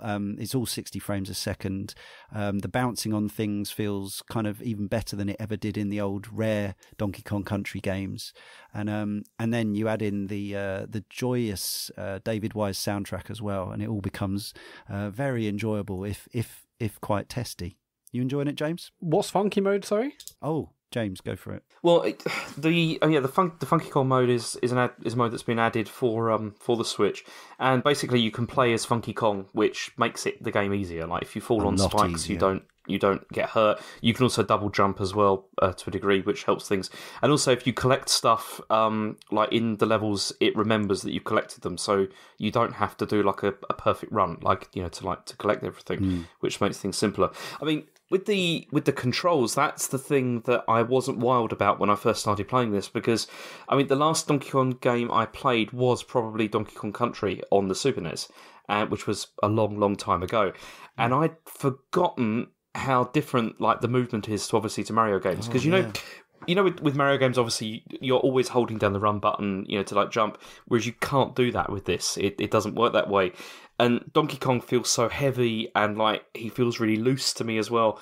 But then you begin to realise that the game, even more so than Mario, becomes about momentum and about sort of just keeping keeping the flow going as you're playing through, so that you don't, because if you stop, then it's quite a problem to get back up to the speed that you need to be able to sort of traverse the platforms. In that regard. Yeah, it's kind of a bit like that, but it is really tough. I mean, my son really, really loves like platform games. He plays them a lot, and he played all through like Kirby, and he's played Mario Odyssey countless times. Like he's on his he's now playing on his mum's like account, like just to try and get everything again because he just loves it. But this has been the toughest one that he's tried to play so far. I mean, he's persevering, and he's actually currently, I think he's further than I am, like into the game, because I haven't really played it so much. But it is tough. I mean, even as Funky Kong or Funky, he's playing as Funky Kong, and even as Funky Kong, it's tough. I mean, it starts to get really, really quite difficult. Very, very quickly, like you said. I mean, a couple of when I played it, like I was only like in about three levels in, and then suddenly I found like I'm dying quite a lot, like missing jumps and stuff. And I'm like, this is it. It's kind of odd with that, but I mean, I'll get used to it. But so far, there's the usual caveats that it looks amazing, but it's really tough. But then maybe that's good. I mean, I'll be stuck with this for quite a long time. I think it's great value. Darren, did you finish this on Wii U? Oh, yes, I did, yeah. And I started to collect all the bits and bobs, all the extra kind of jigsaw pieces, and then it got too hard for me, which is a shame because, I absolutely smashed the DKC2 on GBA when I was a tester, so I've got the chops. I just haven't got the patience anymore. But the Donkey Kong Country Returns games, the Wii one less so because of the waggle to roll thing is not that great. But the 3DS port of the original and these two Switch, the Tropical Freeze versions, absolutely incredible platformers, like top tier. Don't get enough credit in my opinion, mainly because it's on the Wii U. So hopefully the Switch version, we'll give the series a lot more rep. Sorry, Darren. I think in terms of the sort of feel of it, it definitely has that. It has a more Western platformer feel, and it reminds me slightly more, although it doesn't feel the same, but it's slightly more like the Rayman, the Ubisoft games. I think, in the sense that it's very graphically sort of ornate and elaborate, and the feel is as James says, a little looser, a little less tight and precise than the Mario games. But the game is designed around that, so it doesn't feel. It doesn't feel broken or unfair. I mean, the old Rare games were famously tough as well, but and I think that's why they wanted to keep that sort of element, that legacy, element of them. But obviously, Funky does at least give you the opportunity to get probably a bit further into the game. I actually did go back because I've got the Wii game on my Wii U, just sitting there installed from when they launched those games. They released them at half price, so I got it then, and I can just about live with the waggle controls. I finished it on 3DS when they did the version for that, and they made it slightly easier. But it was also 30 frames a second. But I think it's still worth playing the original, albeit it's a bit lower res and whatever. But it still has some sensational level designs and some really wonderful sort of sequences within the stages and stuff. So yeah, it makes a fine pair. How is this a full price title? I think we discussed this a few weeks ago, but how much was it in? I mean, I didn't feel bad about paying for it because I hadn't played the Wii U version, so I felt fine about paying for it. But it's like 40 quid, is the thing. Okay, cool. Anything else, Leon? I just normally, as always, I'm playing a ton of stuff for the upcoming shows because we always finish everything we talk about, and sometimes it's games I haven't played. But I won't bring those to here. So I just thought I'd briefly talk about Dragon's Crown Pro because it's out today, and I've managed to get a couple of hours in. But I'm familiar with its predecessor, Dragon's Crown, which was 2013 PS3 game. It's also been out on the Vita, and it was Vita. I remember getting that was PS Plus ages ago. It was a PS Plus game, and rather like the recent Okami PS4 re-release, this actually shares trophies and even save games with the previous releases, but it's not cross-buy because this has been fully updated for 4K graphics, and it's got a brand new orchestrated version of the score as well. So this is another expensive upgrade for me, but well worth it. This is a Golden Axe or Castle Crashers, if you like, style progressive brawler, but actually its real ancestors are the Capcom Dungeons and Dragons games that you can buy in a double pack on most formats, Chronicles of Mystara and Shadows of Mystara. It's got lots of loot, and it's got lots of upgrades, and it's got not so much a skill tree, but it's got cards that you can purchase to give yourself new abilities. Probably the most striking thing about Dragon's Crown, this is by Vanillaware, so it's this Japanese studio that's goes back to the 90s actually, making these incredibly beautifully hand-drawn looking 2D graphics, and here this has never looked finer than it does on a PS4 in 4K, and but there is some controversy regarding the character designs, because you'd like it, James. I don't know if you're familiar with this game. Yeah, James, I think I might have told you about it ages ago, and I think when you had a VT, you might have downloaded it. I'm not sure. Yeah. Notoriously pendulous bosoms on the female characters. Oh, really? That was so creepy. Yeah, I mean, to an absurd degree. And this is the thing. Now, some people have taken issue with the character art, but my personal take, my opinion is that it is that. The whole thing is a fantasy satire, basically, and all the male characters are absurdly overemphasized in their with their physique and their attributes and whatever else, as are the females. And it seems to me like it's very much a piss take of that kind of classic tacky sort of fantasy art, the likes of which you used to see posters of in the 70s and 80s. But the actual sort of the quality of the drawing and the color palette and all that is absolutely sensational. But if you do find sort of female mage characters struggling to contain their breasts within their dress, you might not like it. If that, however, is a selling point, then James has already James has just bought it. I was just googling. There's quite a lot of fan art as well for this. So, yes, and I'm sure there'll be more once you get the game.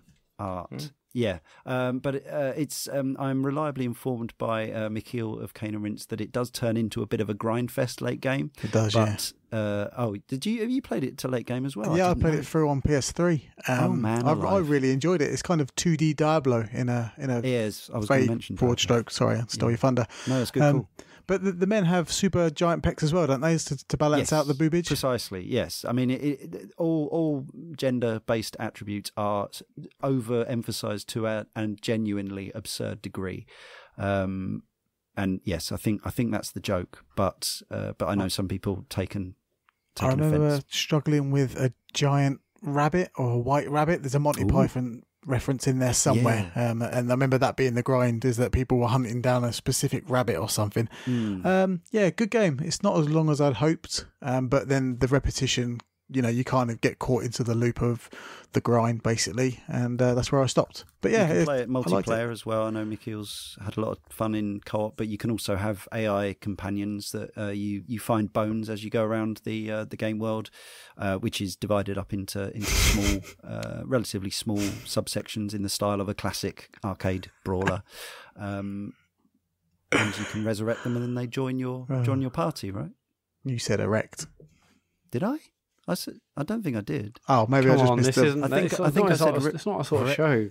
I said yeah. Sorry, I'm looking at the pictures James putting in the chat here, and I'm distracted me.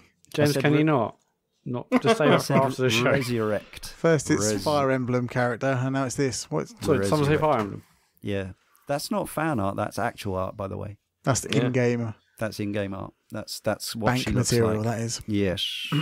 Anyway, So if you played the one on Vita, this is basically fancy graphics and it is a bit more extra. It's a big screen, full price version. So you'd need to be into it to do what I did and pony up. But I am. So there you go. Yeah. That's fun.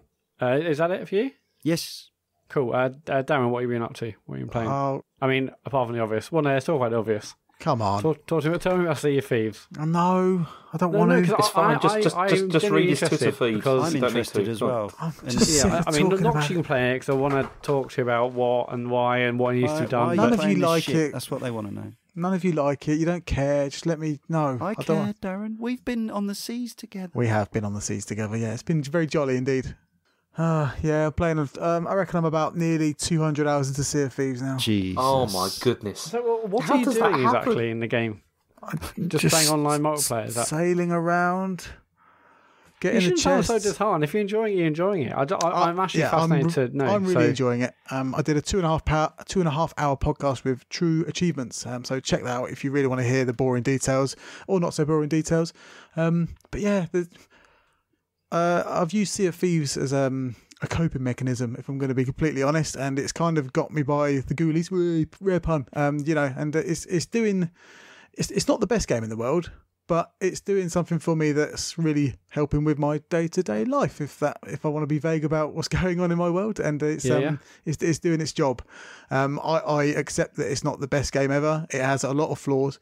But there's something calming about it when you're not being dicked over by dicks.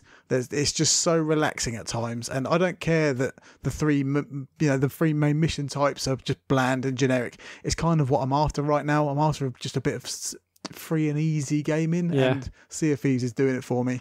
So are you, I mean, like when I was playing the first Destiny for hundreds of hours and people were saying, why are you doing that? It's just repetitive. Like, I was sort of, trying to get weapons, level up weapons and this and the other and new armor and whatnot. Are you on that sort of path with this, or are you just doing it because it's fun? Sea of Thieves' stuff is all just bland shit anyway. It looks nice, but there's nothing to it to make you feel powerful. Having said that, when someone comes over to you and says, "Oh, how did you get that spade, mate?" You're like, "Yeah, I got this spade because I'm wicked," and they're like, "Oh, it's amazing," but it doesn't do anything. It doesn't make you dig faster.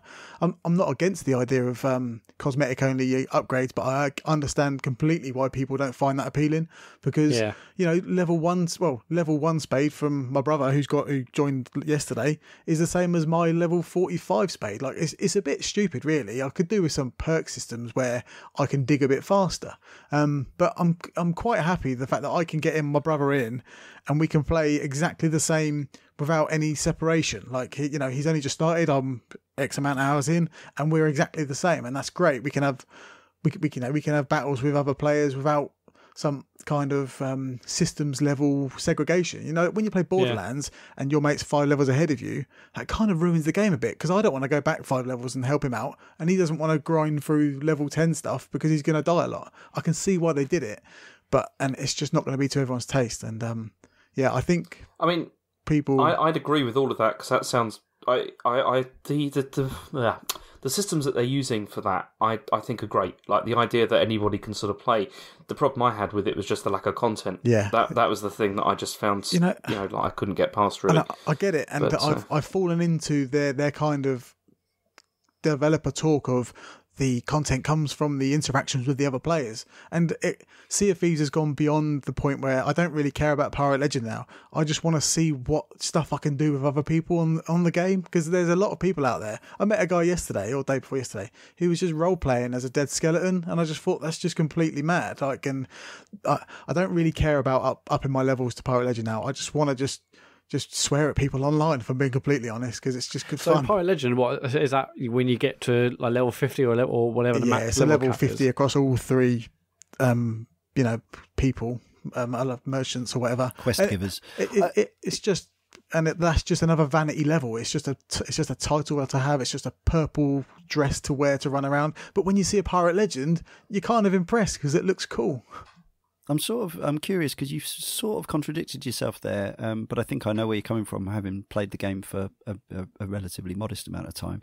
But you were saying, on one hand, you're saying, it's fun and relaxing when you're not being dicked over, but you're also saying that actually the fun comes from the constant threat of being dicked over. It's a bit like It's a bit like Elite Dangerous or something in that respect. And having played it with you, like, the moments like I can definitely see there are problems with a lack of actual goals, especially if you don't care about cosmetics, which in a first-person game is particularly an issue. You know that other people are looking at you and thinking, "Oh, nice jacket," but you don't really get to see it, except when you're doing certain emotes, I guess. Mm-hmm. Yeah, when you're waving and stuff.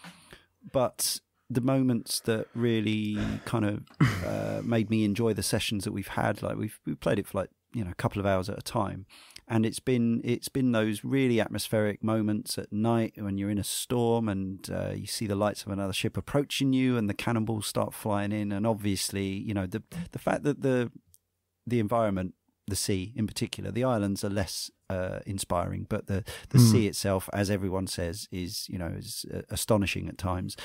But that is a huge part of the game. And the fact that it is this undulating environment, it's not flat, so there's no, you know, you can't hide behind the peak of a hill and it stays there. Like the environment is a 3D, ever changing landscape, literally, which means that every combat encounter where you're trying to, frantically load cannons and fire them, and and aim as you whiz past, and you've got to adjust the sails, and you've got to communicate between your team. There is more going on than there would be if it was, you know, a straight ground-based shooter or whatever.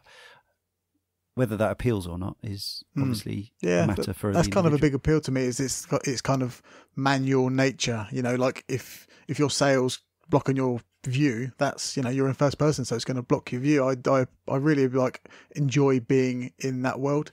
The contradiction earlier, the game is for me a massive mixed bag of emotions in terms of the social interactions, because you can get dicked over by people on your crew, which is frustrating, but also sometimes when I just relaxing on the seas and then someone comes along and just starts destroying me, like, that's the game, and I've learned to accept that that's the game, but sometimes I'm just not in the mood for it.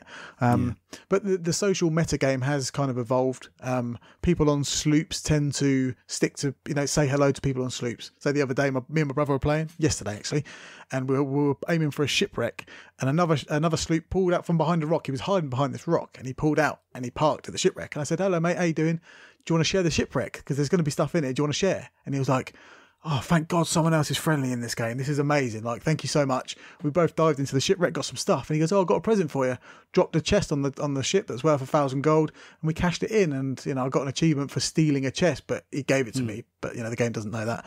And just moments like that are kind of why I keep coming back, because you don't know what you're going to bump into, despite the world being quite bland. You know, it really is about the people on the seas. And see, all of that would be amazing if the rewards and stuff you were getting were actually worth something. And again, I completely agree. Like, you know, having a spyglass that looks different to, you know, level 10, so for some people it's just not working. And that I am starting to feel the burn a little bit now. I've weaned myself off it slowly now, because I'm finding it quite repetitive. I'm, you know, that many hours in, I am starting to get a bit bored of it just before this new content comes out. Whether that's in my head, I'm doing that on purpose, I don't know. But so is that confirmed new content drop, or what is this new content? So there should be a trailer called for the Hungering Deep, the free downloadable content, because obviously if you start paying for this stuff, then people get angry because there's no content in the game already, and you can't segregate players in the world because you're not going to have a big barrier saying you can't come in here like some sort of virtual bouncer. But yeah, the Hungering Deep, they haven't really told you what it is other than it's going to add a new AI threat, whatever that means. I mean, of course, we heard about that. You remember that at the live show? Yeah, there was loads of new AI threats. So when's that actually coming? Do we know? The trailer's this week, and then within the trailer we'll have a date, but it's going to be at the end of May, isn't it? Or else they'd have told us by now. There's been a significant update, hasn't there, regarding friends and foes? Yeah, so today you can lock your ship from idiots joining in, so you can have a closed crew. You can still do the original open crew, but you can have a closed crew now. So, for example, I was slooping around on my own the other day in a 2-man ship, but I was on my own, you know, with the prospect of someone joining in, and I found 2 golden chickens for the most boring quest types of herding animals. People have worked out a system to only go for the golden ones, and then you cancel the voyage and start again and go only for the golden ones because they're worth more. And if you're going to do the same tedious stuff of herding chickens, you might as well go for the golden ones. Anyway, had 2 golden ones on my sloop. Some guy joins in from Portugal and he just starts killing my chickens. I got on the mark. I was like, "Mate, what are you doing? He's like, "Oh, I'm sorry." I was like, "You're not sorry, are you?" And I had a go at him. I didn't want to swear at him because, I've had enough, and I'm bored of shouting at people. And he goes, "Oh, do you want to play then?" I was like, "No," just logged off. Now you can close your ship to anyone other than friends, so people that you trust only come on your ship now, and that is a massive game changer for me. Yeah. Like, it's just so, not only do you have the stress of the sea and the stress of the players on the sea, but before you had the stress of other players coming onto your ship and just griefing you for no reason. Like I literally had a player the other week or month, I've lost track of time, where because we disagreed on where to go next, he blew the ship up and we lost all the loot, and that was on the same team. Like he did that as a sabotage thing because I don't know why. I just don't need that in my life. So to have that option removed, to not play with the idiots, that's brilliant. And also, Darren, is there still like a pretty good population in the game? It started off like my friends list was rammed. I curated a friends list of people that were playing it all the time, and then this last couple of weeks, like no one's playing it anymore, and only now they started teasing this trailer and the content, people have started to slowly pick up again, but people fell off big time, and I was struggling to play with anyone that I trusted, and There's an article today on Polygon. Losing players is the best thing to happen to Sea of Thieves. I agree. I haven't been dicked around as much as I'd as previous. Like, I've met so many more nicer people. I'm guessing genuine enthusiasts for the game, as opposed to kids on Easter holidays during the Game Pass. Like, that was a nightmare. It was like a virtual mosh pit of just fucking morons, man. It was crazy. How busy is the subreddit? Is often you can get a real feel for how his game is actually doing, how the community is feeling about the game from the subreddit. I mean, are you on there every day or? I don't use Reddit. I'm too old. Okay, all right, fine. But so I mean, do you think this game will? Do you think that they will do enough, a bit like a Destiny, where they stuck at it, they took loads of changes from the community, and then eventually, obviously, towards the end of the first year or second year, whatever it was, we got the Taken King, and that felt like a reset for Destiny. Do you think Sea of Thieves is capable of having that, and players will potentially come back? I know they've got the amount of people there working on it, like they have, and they still are hiring for working on that game. Like, it's whether they're allowed to do the things that Microsoft allow them to do. Like, it sounds weird, but I'm sure this game, in my head, I'm not sure. My theory is this game was kind of held back for financial reasons, end of fiscal year. So, like, they held content back because they wanted it out in March. And, they wanted to string it out for Game Pass. Like, if you string out your content, then, people come back to Game Pass. I genuinely believe those are factors in this game's development. And have they got the chops to fix it? Yeah, definitely, because they've got a whole army of people working on that game still. It's just whether they actually can or not. It's playing a Rare game post Connect Sports and stuff is quite an interesting thing, because it's not the people who are a member. Some people are there, like Greg Mayles and Ross Bullymore and Chris Alcott. Like, there are people there who were there when I was there, but they're like we said earlier about older games and older people making games. They're just not the same people anymore, and sometimes it doesn't work. So whether Sea of Thieves can flourish in 2018, we'll have to see when the content drops, and I'll let you know on Twitter. I'll let you know every minute. Follow at Desmond. I think the difference with Destiny is just that, I mean, Destiny had such a significantly larger install base of people that were still playing it, even though you got the reset with the Taken King, but there was still a big group of people playing it, because you had it across a number of platforms, whereas with this it is restricted just to Xbox One and with a smaller number and all that kind of thing. And PC, right? Yeah, PC as well? Windows 10 is crossplay, and more players are on that than Xbox One, which is really? Yeah, and that's interesting. It sounds really nitpicky and I'm crying because I've lost, but I've genuinely lost PvP battles because the mouse turn on PC is just ridiculous. People are so quick on there. Their combat's awesome on PC. Honestly, I've been absolutely jacked with people playing on PC. They can hop on my ship and they just turn around on a dime and cutlass me in midair. I can't do that on a controller because that's just not what a controller can do. I felt it, and playing a game for this long, you are going to notice the nuances like that. And it does sting, and the fact that they can talk on their keyboard, whereas I haven't got a keyboard to chat. It's just these little things like that. If I want to have a go at someone, I have to plug a mic in, whereas I'd quite like to just type on a keyboard and say, "You're a dick." Yeah. Just do that anyway. Well, why not? What else are you playing other than Sea of Thieves? I tickled my way into Raging Justice, which is it's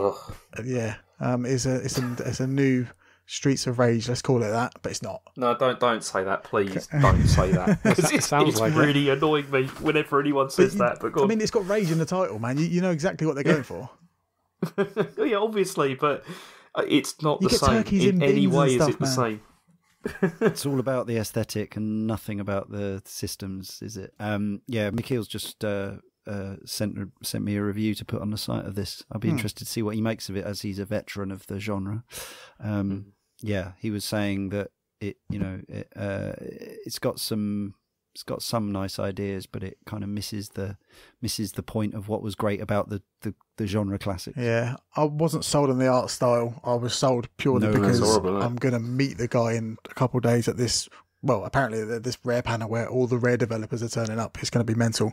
So I just wanted some experience with it, and I wanted to have some authority when I'm talking about indie games that have been created from ex-Rare developers. I want some knowledge on it. I'm playing it and I'm thinking, it doesn't look as bad as what the screenshots made it look. It looks nicer on a 4K telly on an Xbox One X. It looks all right. It still reminds me of Clay Fighter. That's fine, anyway. But it's just, the combat's just really stale for me at the moment. I can't really find a rhythm or a specific move that allows me to flow through it. In Streets of Rage, you have like the flying kick, for example, that you can just kind of use as a fallback option just to grand fight. upper. Yeah, you can do all these things that make you kind of feel more comfortable. Here, I can't find it, and I just think the combat's just a little bit too stale. Yeah, I mean, I've been playing this for review as well, and it's funny because say again, loving every minute by the sound of it. Yeah, well, I was a bit annoyed with this because I see, before I played it, there is this whole sort of like, it's Streets of Rage for a modern audience. It's really not. Like, it really, really is not. And I've seen so many reviews that have said that, and I've also seen reviews with people saying, like, if you like this isn't a great game, but if you like Streets of Rage, you'll probably get something out of it. Yeah. I totally disagree with that, because if you like it, you shouldn't play this, because it will make you angry. You'll know why? Yeah, you understand the subtleties of why a game like that works. Yeah, totally. I mean, as building on what Darren said, I mean one of the things that was Streets of Rage 2 is one of my favourite games of all time. Like, it's absolutely love it. Same. In no small part because of the soundtrack. Because the soundtrack for that game is absolutely amazing. This is completely, there's nothing there at all. Like, it's completely forgettable. I can't even remember any of that at all. But also the art style, as Darren said, I'm not really sold on that. But it's just not very fun to play. And I know that sounds ridiculous, but it just isn't. I mean, the problem with it is it's just the move sets are really basic, really limited. It's basically just punch, kick, and jump, and also grab somebody. There is one nice idea that I thought was really good. I mean, it's aping the whole Streets of Rage thing, where you're cops that are trying to sort of sort out the city, and you can arrest people. Like, sometimes you have the chance to like arrest people, and it gives you like a health boost and stuff, and it like adds to like objectives that you have during the mission. But the trouble is this mechanic, even though it's really interesting, I have found not to be very well implemented, because it's just sometimes it works, sometimes it doesn't work, in the sense of, if you get somebody who is a wanted person that you need to sort of arrest, it seems to be kind of random as to whether they're going to be sort of like knocked, so that you can then arrest them or not. So I don't understand the rules for that. Like, how do you get them into the dazed state? I think you have to knock them down within like 10% of their life, but it's never clear. Yeah.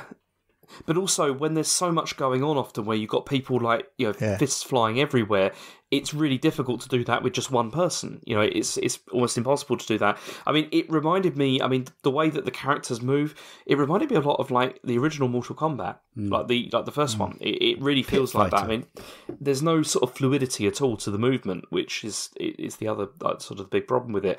But it's really repetitive as well. I mean, that's the other thing that I just didn't enjoy about it. I mean, I know it's a budget release; it's only like £15 or whatever. But 10. If you 10, yeah.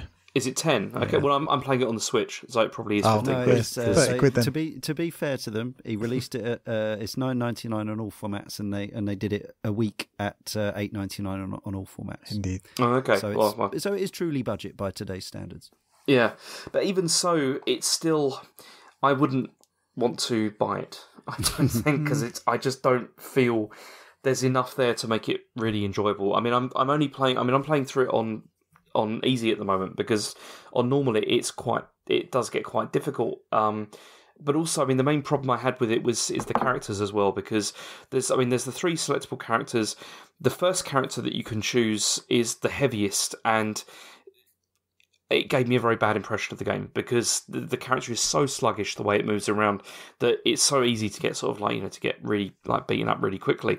Once I've switched to the faster characters, it has become more enjoyable. It's much more interesting, but it's just, I don't know, it's certainly not modern day Streets of Rage. Absolutely not. It's I was quite disappointed, to be honest. I played it a couple of times, and I like the challenge system where you have to tick off certain things to do, arrest 5 people. But arresting 5 people is kind of arbitrary in how you actually do it. It's very difficult to do, isn't it? Or it's, two knockdowns with weapons. I like ticking off boxes like that, kind of Tony Hawk style. But I just don't think it's the right game for it in terms of mechanics. It just feels a bit too crusty. I came away thinking this is like Banjo-Kazooie to ukulele, Streets of Rage to Rage and Justice, it's kind of just, it wants to be the old thing, but kind of misses the point at the same time. It's like you said, you don't have the move set to make it interesting. It's, there isn't really much choice as to what you can do with the fighting. You're basically just jumping, kicking, or that's it. There's not really, like with Streets of Rage, you could really mix things up when you were fighting, even to the point of when you grabbed somebody, you could flip over them, you could decide how you were going to hit them. There's none of that here, and it's just, I don't know, it's a shame. I felt a lot more freedom in Streets of Rage and Castle Crashers and other games as well. In this, it kind of feels really close and tight, and not enough room for movement. And I kind of, there's not enough room to breathe when more than 2 enemies get on screen, because the characters are just massive as well. So some of them are even bigger than your main character, and it's just come on, pull the camera out a little bit just so I can get a broader scope of the the battlefield, so to speak. Yeah, it's no Batman Returns. I'll give it that. Is that it for you, Darren? Yeah. How about you, James? What have you been playing this week? I think we've covered a lot of it. That's it. I mean, that's all I had, because I had Donkey Kong and also Raging Justice. But that's it. Cool. Well, I'll be brief. I played a couple of games this week. One of which I've actually completed. I played and completed a game this week. I swear to God, I played Moss on PSVR. This is a game by Polyarch. I want to hear about this. Looks really good. It does. It does look fantastic. So it's made by Polyarch, who I looked into it. Polyarch actually a bunch of guys, or a bunch of people, sorry, should I say, who actually left Bungie and created their own team. And this is their first game. It's called Moss. It's a PSVR title, and you play this mouse called Quill, and it's basically a third-person adventure game, I guess. But it's, I guess, puzzle platformer, but puzzle platformer adventure game, I guess I call it. You use the pad, the DualShock, to move Quill around in these environments, and they're basically single screen environments, and so the environment is locked, so you yourself in real life can move around to change, to see around the environment, to see around obstacles, to get Quill from up from platforms, or to solve a puzzle or whatever. So that because the environment is locked in position and it's third person, that totally minimises any sort of feeling of sickness, of motion sickness. So that's really good. The story is a bit weak, but essentially you play Quill, who's a mouse, and some magic has been disturbed in the forest, and I think your uncle or your relative has gone off, and essentially it's up to you to save your uncle. I think it's an older relative. That's all I'm going to say. But basically, this magic that was disturbed at the start of the game, that meant that you come in and you take the place, or you are basically what's referred to as the reader in the game. You don't see much of yourself, but if you can see yourself, say, in reflection of rock pools and environments here and there, and you basically look like a little, like one of the, I think No Face from Spirited Away. It's like this weird sort of like white mask.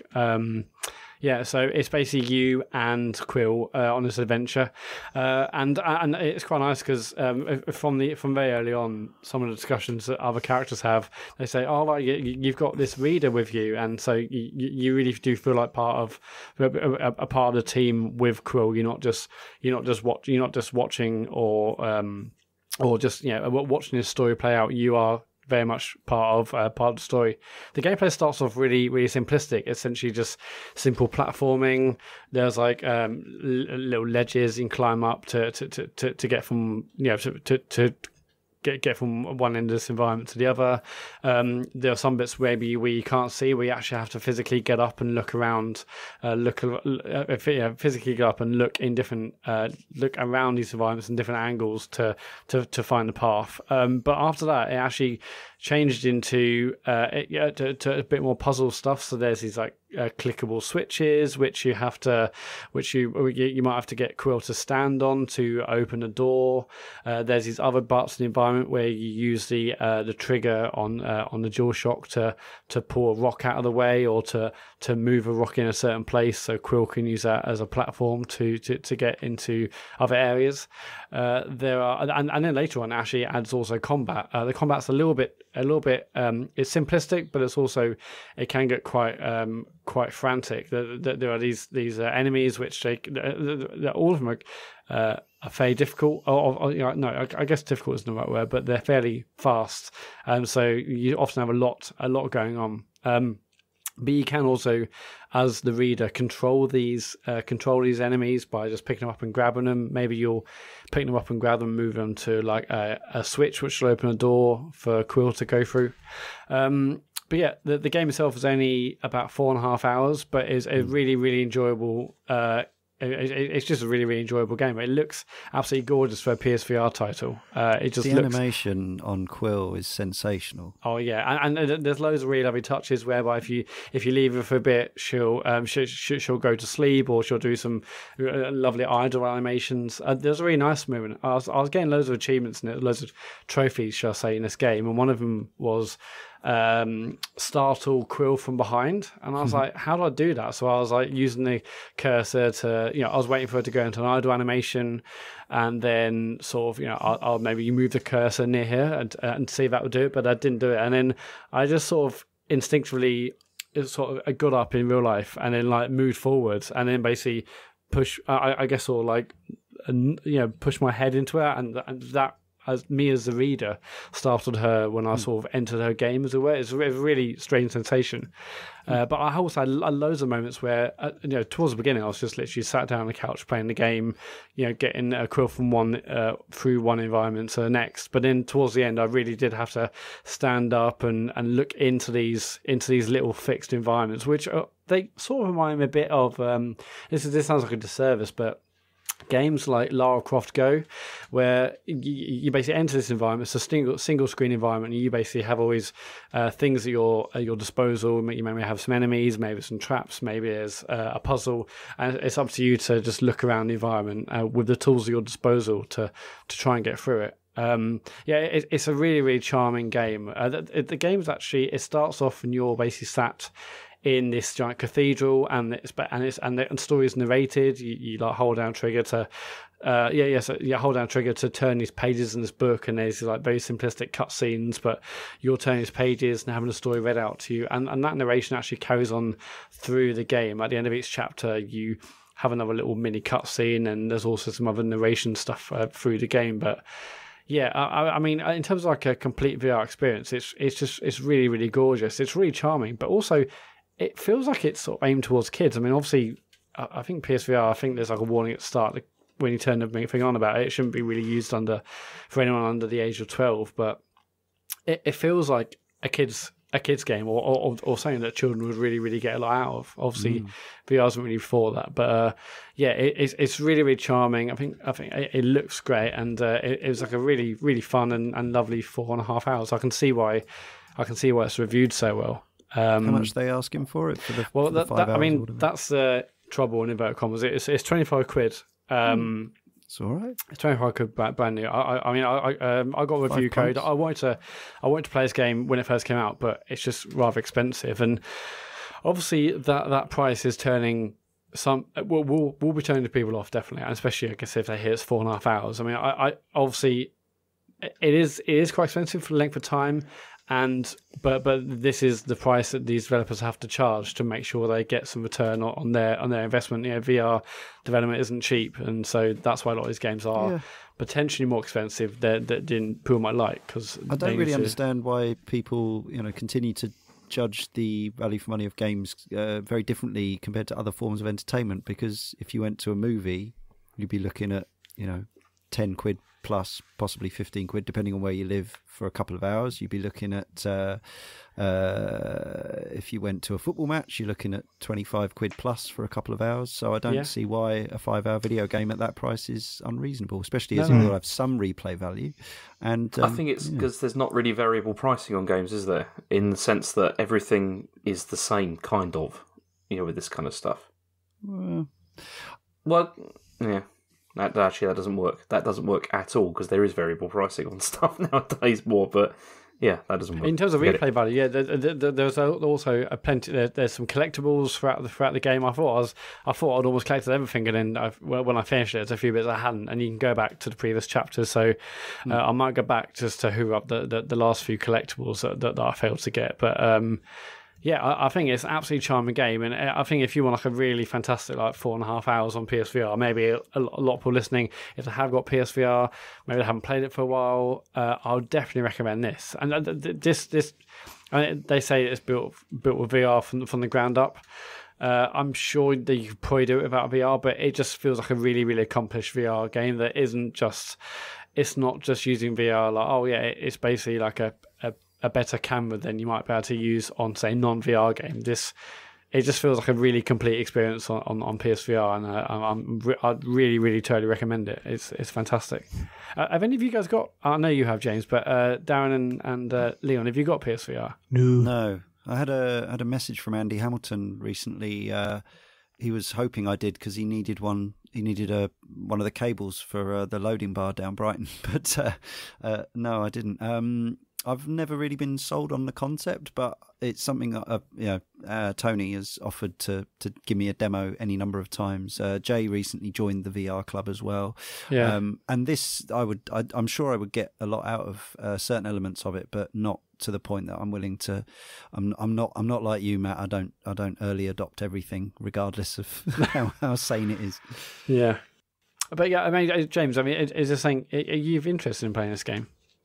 I'm very interested in playing it. Yeah, I mean, as a platformer in VR, I'm going to give it a go. Yeah, I totally recommend that. I also, so I played that. I've also briefly played a bit of Laser League, which I'm sure you've all seen tons of people tweeting about this week. It feels like it's blowing up. It's out on been on early access PC for a while, I think, but it's come to consoles this week, and it's actually free right now as part of Games Pass. It's also out on PS4, but Laser League had great reviews. Yeah. I mean, a Eurogamer today got an Essential. So Laser League, it's actually by Roll7, who the guys who made Ollie Ollie. And it is basically a futuristic sports game whereby you control a player on this sort of neon grid, and there's up to like 3 versus 3. And in these matches, these I guess poles appear out of this ground. It looks a little bit like a football pitch. When one of your players or the opposition players touches one of those poles, then they create this sort of this wall of light from which is either your color or the opposition color, and it's up to you to basically get your opponents to walk into your walls of light. That's probably a really terrible way of describing it, but Tron meets Bomberman is my elevator pitch. Yeah, have you played it, Leon? No, I've watched it, but I'm currently installing it because I didn't realise it was free on Game Pass. So I'm installing it as we speak. There are loads of these polls which appear and disappear throughout throughout like the match basically, and so you're constantly lighting up these walls which are trying to get your opponents to walk into essentially, and when they do, they die, but they can also be revived if they've got a player on their team. But they're also as well as this really frenetic game where you're basically running around lighting these poles to get these walls up to try and get your opponents into them. You can also go up, and you can basically, if you walk out of the arena from the top, you come out the bottom. If you walk to the left, through the left, you can basically come out the right hand side. So there's I've only played like 2 or 3 games, and I played tutorial and watched some other stuff. But even in the games I've played online, you can see all the best players are basically, that they're bombing out of the top and come out the bottom to avoid maybe like a barrier which you can't get through, which you'll get killed if you hit. It's really, really frenetic. I mean, again, I've only played like 3 games or so, but you just know, like, as an esport, and I know loads of people mentioned this certainly in the last few days, that this feels like it's absolutely built for that. It looks gorgeous. It's got really great style, and it's got a good soundtrack. Hopefully, it'll do better than iDarb did in terms of catching on with a wider audience. Yeah, I mean, the reviews have been incredible so far. So you can play up to 4v4 offline, but I think online the maximum you can play is 3v3. It's either 3v3 or it's a 2v2. Basically, the round is over once all of your players or your opponent's players die. And then it's basically like first to 3, and there's 3 rounds of 3.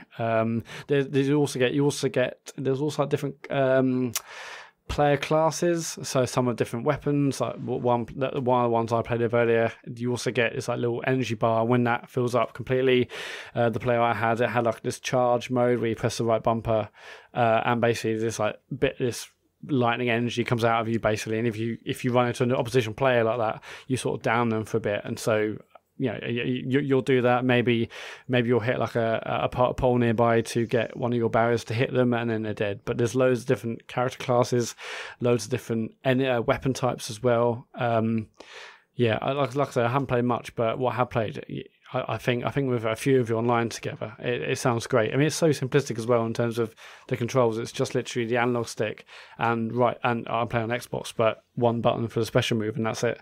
Then apart from that, it's just a case of running around and trying to get one over on your opponents. Really excellent.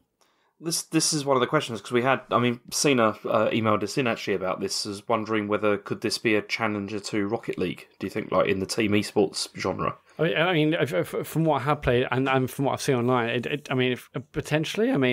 This feels like a really good local and online multiplayer game, the likes of which I haven't seen for a while, and it feels very much like One More Go. The games are quick, and it's got a lot of the same vibe actually as Rocket League. There's a lot of neon, music sounds similar, but it's simplistic. But I know for a fact, when you watch like pros play this game, you'll probably see all sorts of crazy, strategies and whatnot. But I'm definitely looking forward to playing more. So you're obviously playing on Xbox, so you'll get it on Xbox, Leon, right? Yeah, downloading it now via via the app. So if anyone's still got a Game Pass subscription, I'm sure we can probably buy it as well on Xbox. But currently free on Games Pass. Is it going to stay there though, or will they remove it? Well, I think on the website it says it's currently free with Games Pass, so I would assume not. It's a gateway drug. That's Laser League. Hopefully, I'll have a bit more to say if we all have a few games from next week. Sweet. Emails, James? I know it's getting a little bit late, but we've got emails and tweets, so let's get on with it. We've got a couple. Okay, so first of all, we have from John. It says, so also if you want to email us, it's thecomputergameshow@gmail.com. Hi all, what would it take for you to give up gaming for the rest of your lives? Here is a selection of choices for your perusal. You can only pick one. Number 1, £1,000 cash per month for life. Number 2, free weekend break for 4 people at any hotel in the UK, including meals, drinks and transport to and from the hotel per month for life.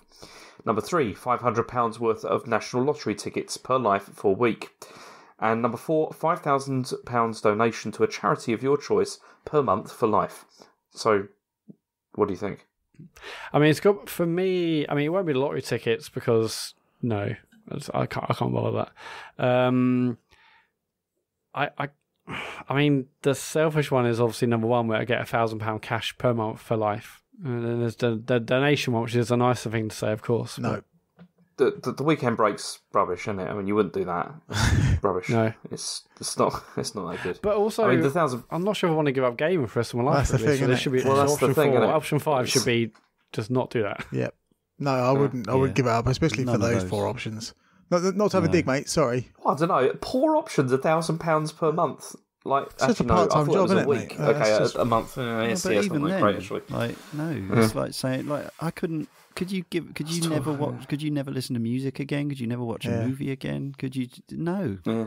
It's been my life for 40 years. I ain't gonna stop. Yeah, but now you can get a free weekend break for 4 people at any Well, hotel in the UK. You have to spend time with other people. Transport. No. I just thought this question was, which one of these do you want? It was a None. lot easier then because it was between 1 and 4. But if it's in exchange for gaming, then no, there is no. I choose death. Yeah, option 5 was death. Unfortunately, no. None of these are really very good options. Maybe, I mean, if anyone else has any ideas, feel free to email them in. But yeah, they're not great. Anyway, Thanks for the email, John. Cheers, mate. Sorry. Yeah, thanks, John. Yeah, I've been playing the new God of War game, which has been great fun. It's been so much fun that I've been sneaking in some gaming sessions when my 2 kids are awake, which I normally avoid unless it's something child-friendly. I don't worry about the baby, as she's only 2 months and can't see the screen from her baby mat on the floor. Meanwhile, my 3-year-old son has been spending most of the time helping my husband in the back garden, thanks to the glorious sunshine, so neither have them actually seen the game. This weekend, however, my son wandered in and sat down to watch me play. At first I thought it was fine, as the combat felt like generic fantasy violence, similar to Lord of the Rings, but then as I started a finishing move and decapitated a troll, my husband had to scramble to cover my son's eyes as blood spurted across the screen.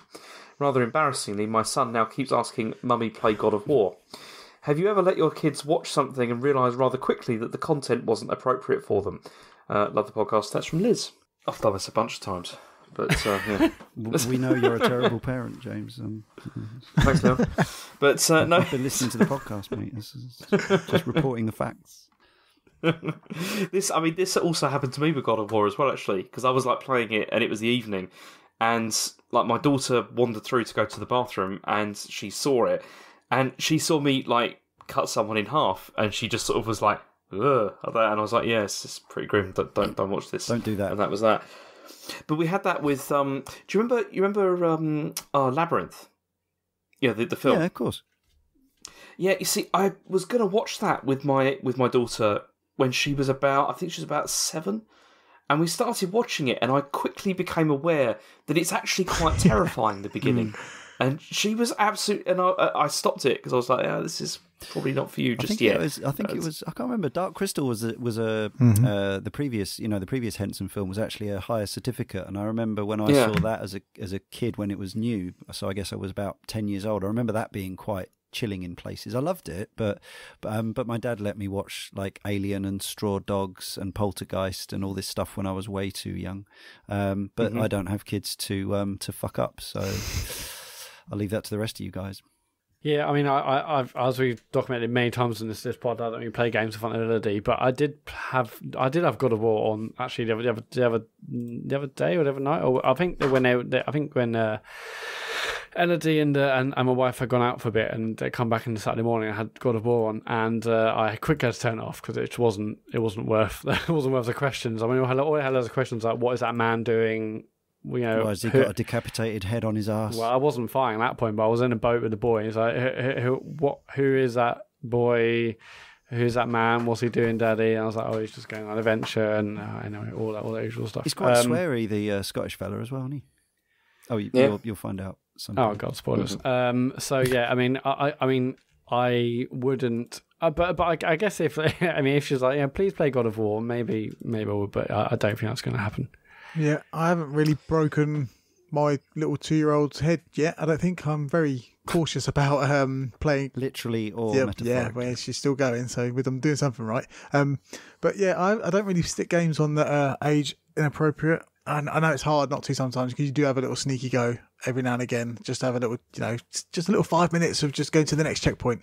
But I'm really kind of, because the Xbox is in the front room, I kind of only stick to games that I mean, she got really into Super Lucky's Tale, and it was just a chore after a while. So I uninstalled that, unsubscribed from Game Pass. No, it's not there anymore. But it's a bit of a shame, really, because you bastard. Well, you know, I tried to get her onto Yoshi, and she's not that interested just yet. It's understandable. It's very understandable. Sometimes some games you just get on your nerves after a while. Those ones, it's just, you don't want to play that anymore. I've never wanted to share any of my games. That's, again, no kids. Perfect. When she's napping and she wakes up and I'm playing Sea of Thieves and she sees the skeletons, I think, is this doing some sort of damage that she's not showing yet? I'm not too sure, but I quickly turn it off and just not give her the opportunity to cry at the telly, really. One day I will slip up, and that will be the time when she's old enough to realise what's going on. I mean, now's probably the best time to be playing the games that are age inappropriate because she doesn't really know what's going on. But she is very quickly evolving into a mini human that can talk, and it's scary. Your furry hentai games. Shh. I mean, I got her first proper sentence be, please turn off Sea of Thieves, Daddy. Yeah, where's the content? Please. It's been 2 years. Yeah, it's 4 now. Are there really any free mission types, Daddy? Like, yes, now. I mean, it's a horrible cliche, but it is. I mean, when we play, like, in the weekends, I just stick to Nintendo stuff because it's just easier. Putting on Super Mario All-Stars, and that's becoming a big hit. Mm-hmm. Yeah. Okay, next one is from Haze Red Mist. He says, have you ever cried whilst playing a video game or on a completion of a video game? If so, what game and in what in particular stirred that reaction? I myself cried at the end of Walking Dead Season 1, and without wanting to spoil it, it was the well, actually, no, I'm not going to say that because it does spoil it. Okay, so that's that. So, has anyone cried? Because I absolutely have not. That's never happened to me. I mean, I've had emotions sometimes where you feel. I mean, like with God of War, I felt something at the end of that, but not to the point where it made me want to shed tears. I definitely got a lump in my throat at the end of Walking Dead Season 1, and that's been the only game that's ever done that, or I even really ever got close. I think I probably had tears in my eyes, but I wasn't outright blubbing. But yeah, end of Walking Dead Season 1 is amazing, absolutely bloody mind blowing.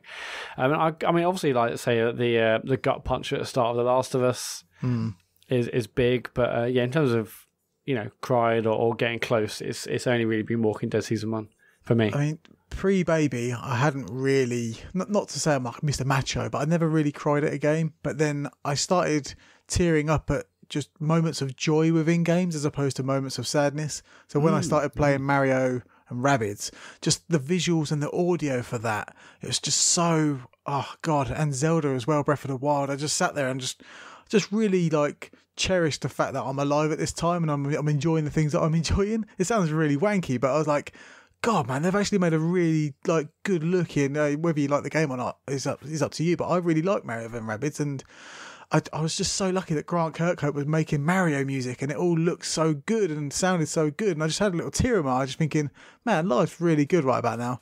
And I also had the same feeling with the beta of Sea of Thieves, because I started playing the squeeze box for the first time, and it had the really sad music, and I was just sailing in the nighttime on my own. I thought, oh, Rare are making a new game, and I'm kind of glad to be here to witness it. Like, post-baby and becoming a dad, honestly, the waterworks come on just so easy now, especially now that I'm full-time daddy, because I get to see her every day. And, I have become more susceptible to crying, but not in video games. I haven't really found a game since becoming a dad that's made me cry because of dad things, See, I think I get it from TV sometimes with things, but never really video games. I mean, the last one that totally did me in was, do you remember, Inside Number 9? The one that got me was the 12 Days of Christine. Yeah. It totally ruined me, that episode did. And I was not expecting it. It just suddenly, after I'd finished watching it, hit me. It was horrendous. There's one Black Mirror that's the one that got me. Black Mirror one. San Junipero. Yeah. I don't have the post-kid thing, and I don't. Yeah, I feel more resistant to tears than I actually want to be as a person. I don't know if it's being brought up in as a man in the 70s and 80s and having all that pressure to, not show your emotions. But I did cry at the end of Flower. I remember. I was quite fragile at the time, but it was. I thought it was really beautiful. And yeah, I also get the joyful well up sometimes. I had it playing Odyssey just before Christmas, landing in the winter village and that recorded music playing. I just thought it was so delightful. That was another one. Papo and Yo, the end of that as well, where he basically, again, big spoiler, but I won't say it, but he makes a significant change in his life, metaphorically. That got me as well. So yeah. Yes, bring it on. More, please. And I also cried when I realised I don't have to play Perfect Dark Zero ever again. So that was another one. Let's move on to tweets. So if you want to tweet us, it's at ComputerGamePod on Twitter. Okay, so Kurt Lewin, this is one for you, Leon. He says, with Leon being a radio presenter, which was your favourite radio station from the GTA games? GTA 4 and 5, I tend... I guess I do. I've got very much into listening to the classical stations in games that have them. I'm not. It's not a pretentious thing. I'm not like I don't own any classical music in my collection, but I do. I recognise quite a lot of it just because a lot of it's been used, and I find it. I like the juxtaposition of it in racing games and Grand Theft Auto games, but I tend to go for the stations which play. Stuff that I recognise, because that's what happens when you get into your 40s. You want to hear stuff that you know. So for me, that's not all the grime and kind of hardcore reggae and jungle and drum and bass or whatever. It's the 90s pop. So yeah, I'll go even if it's cheesy crap. I'll stick generally with the stuff that I can at least sing along to. I absolutely get that with you remember with Project Gotham Racing, they had like classical music stuff with that, and that was fantastic. Yeah. Love it. It just felt perfect. I got hooked onto listening to GTA 3's Laszlo talk show radio channel. Oh yeah, so good. Like so many characters, like this, just off the wall. Like there's a crazy amount of scripting in those games. Yeah, like it's mental. And they keep adding more in patches as well. It's like if you play GTA 5 now, there's stuff in there that wasn't there when you played it back in 2013. They've added stations and content. I kind of like the story arc of Laszlo over the course of the games, because he has obviously got older, and it's the same person doing the voices, and the characters sort of changed alongside that. He's kind of a real guy, isn't he? Like I don't quite understand how it even works, but he's less of a douche in real life, presumably. Yeah, on the GTA 3's radio, he's like vox popping people on the streets of Liberty City, and he's just bumping into all sorts of nut jobs, like Killer Bees, Laszlo, and like all these crazy things. And I'm a big fan of Ian Lee's show, and that kind of resonates there. I listened to that show. I listened to that talk show on the GTA so much that I ended up just having it on my then MP3 player or something, just listening to it, just walking around, just cracking up, laughing at just the zaniness of it all. Yeah, I'm a big fan of GTA's comedy, and Laszlo is, the high point for me. My favourite was always Fernando Martinez. He had like the power ballads and stuff in Vice City. I'm not sure if he's been in other ones, but yeah, he probably has actually. But yeah, I think I just looked into it. It's Emotion 98.3. I remember listening to that in Vice City all the time. Loved it. 1BTN Saturday mornings, 11 o'clock, 101.4 FM and online, DAB digital. Hey, got it down. Catchy jingle. So we've only got one more before the season break anyway. Okay, Robert Feather says, have you got a speech prepared for when you win on Thursday night? This is to all of us, and absolutely not. There's nothing prepared at all, as far as I know, unless David's been working on it. Is that right, Matt? I like to think that David would do a Father Ted style, getting his own back on all the people who'd ever doubted him. Yeah. So these are for all the people that fucking said Recalibrated was shit all those years ago. All that stuff, yeah. I haven't got anything, but I genuinely have thought I must remember, if on the ridiculous off chance that it does happen, I must remember to thank certain people who otherwise it would be very rude not to. But that's all that's as far as I've got. Yeah, I certainly haven't, and I'm not going to, because I don't think we need to worry about it. No, I think exactly. I think were we to, I'm sure Dave will say some words. So that's it. It's all right. We could just borrow One Life's Left's, whatever they've written. Last year's winning speech. I'll give it up to be like, if we win and like we go, I don't know what the setup would be. So say like we win, we're at a table, we walk through the crowd, and I tap like Steve on the shoulders, like, "What can I have your speech?" And we'll just like, I'll change the names. I think everyone, I say everyone, our listeners and your listeners, and especially those who overlap, would want some kind of, retribution or throwdown. But we'll see. Eh? The best speech comes from the heart. not from paper. Yeah, every week it's just we like slagging off, Kane and Rince for 20 minutes, and then we'll be dragged off, and like they're like, the music's playing. Can you? No, we're not going to. Well, apparently, in previous years, well, obviously this is the rebooted year relaunch, but the actual awards bit is only 1 hour, so I think it's very much on and off. It's that's like the shortest part of the evening is the actual. Well, in that case, I'm even more tempted to write a 20-minute monologue about see what they Games do. Media. And now we come on to liars. That's the one. Yeah. Is it just me? I don't know who the guy is who's presenting it. Well, it's Simon Miller. I don't know anyone. Because I'm old. Who is he? He was on Video Gamer. I don't know anyone is. And he's done loads of great YouTube stuff, and okay. Yeah, I'm sure you recognise him. I mean, I know, obviously, because I live in Brighton, I see the Eurogamer folks around quite a bit, but he's not one of them, right? No, he was a video gamer, but now he's got his own YouTube stuff. He's doing like a music reacts channel with John Denton, of course, and he's great. That's how John's getting in, I see. That's it. Yeah, that's how I know, yeah.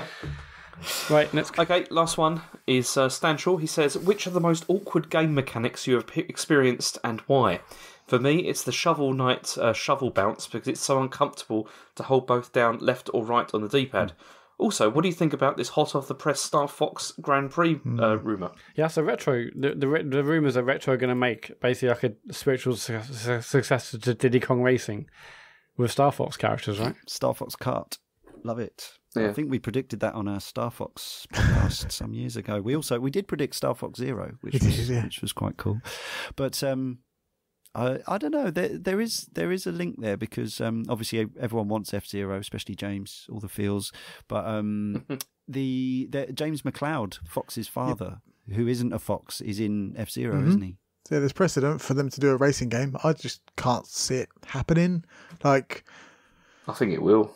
It's like I thought they kind of confirmed it. It was kind of happened. Well, not confirmed it, but like all the agencies are all saying like, yeah, we've all heard this as well. It kind of indicates Banjo Pilot 2.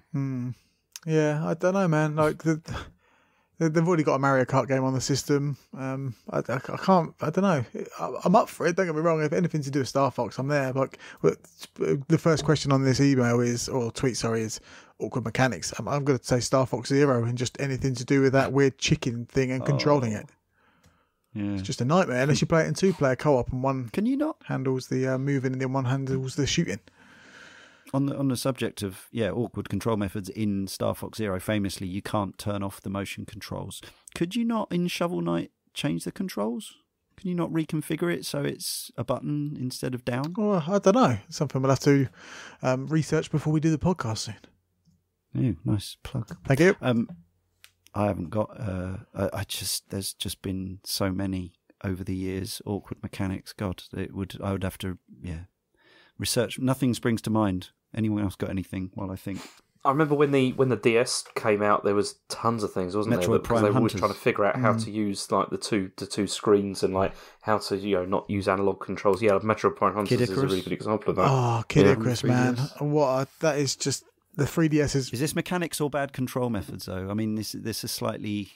There's an overlap, but they're slightly different things, aren't they? I mean, you could go down the waggle route and just all the games that had unnecessary waggle or motion controls in, like, Uncharted with the 6-axis, all that kind of stuff. But is that a mechanic or is it an interface? Well, you could say, what about Metroid Other M? That was super awkward. That was like the way that when it went into first person, you had to like point the thing at the screen, and it was like one of those things where it sounds like a good idea, but actually in practice very irritating. And because you had to be sitting like in the right place in the room as well, so that it registered properly. It was that was not good. I love it when a developer does take a chance with an alternative control method and absolutely nails it, and you get something really worthwhile comes out of it. But more often than not, it just always comes across as gimmicky. Like we're already seeing things that were brought in things that were made available by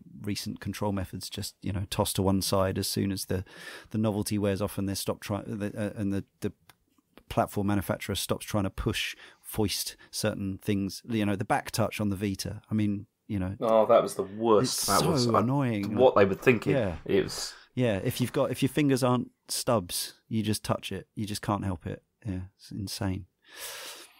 I still don't understand Dark Souls is hollowing and reverse hollowing and kindling. I don't understand. I just press the buttons and hopefully someone turns up in my game. In what? In Dark Souls, when you have to like kindle the fire and do the thing and pour the lit. Oh, don't get into all that now. It's like it's already late. That's like a whole thing. It's like Yes, let's do 45 minutes on that stuff. Yeah. Okay, next question. That's it. That's all. We're done. That is it. So we also had a tweet from at TCGS fans. They basically organise gaming night stuff with other listeners from the show.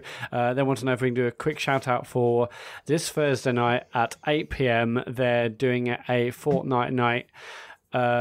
If you add or mention or talk to at TCGS fans on Twitter, or just go into Discord at bit.ly/TGCS Discord.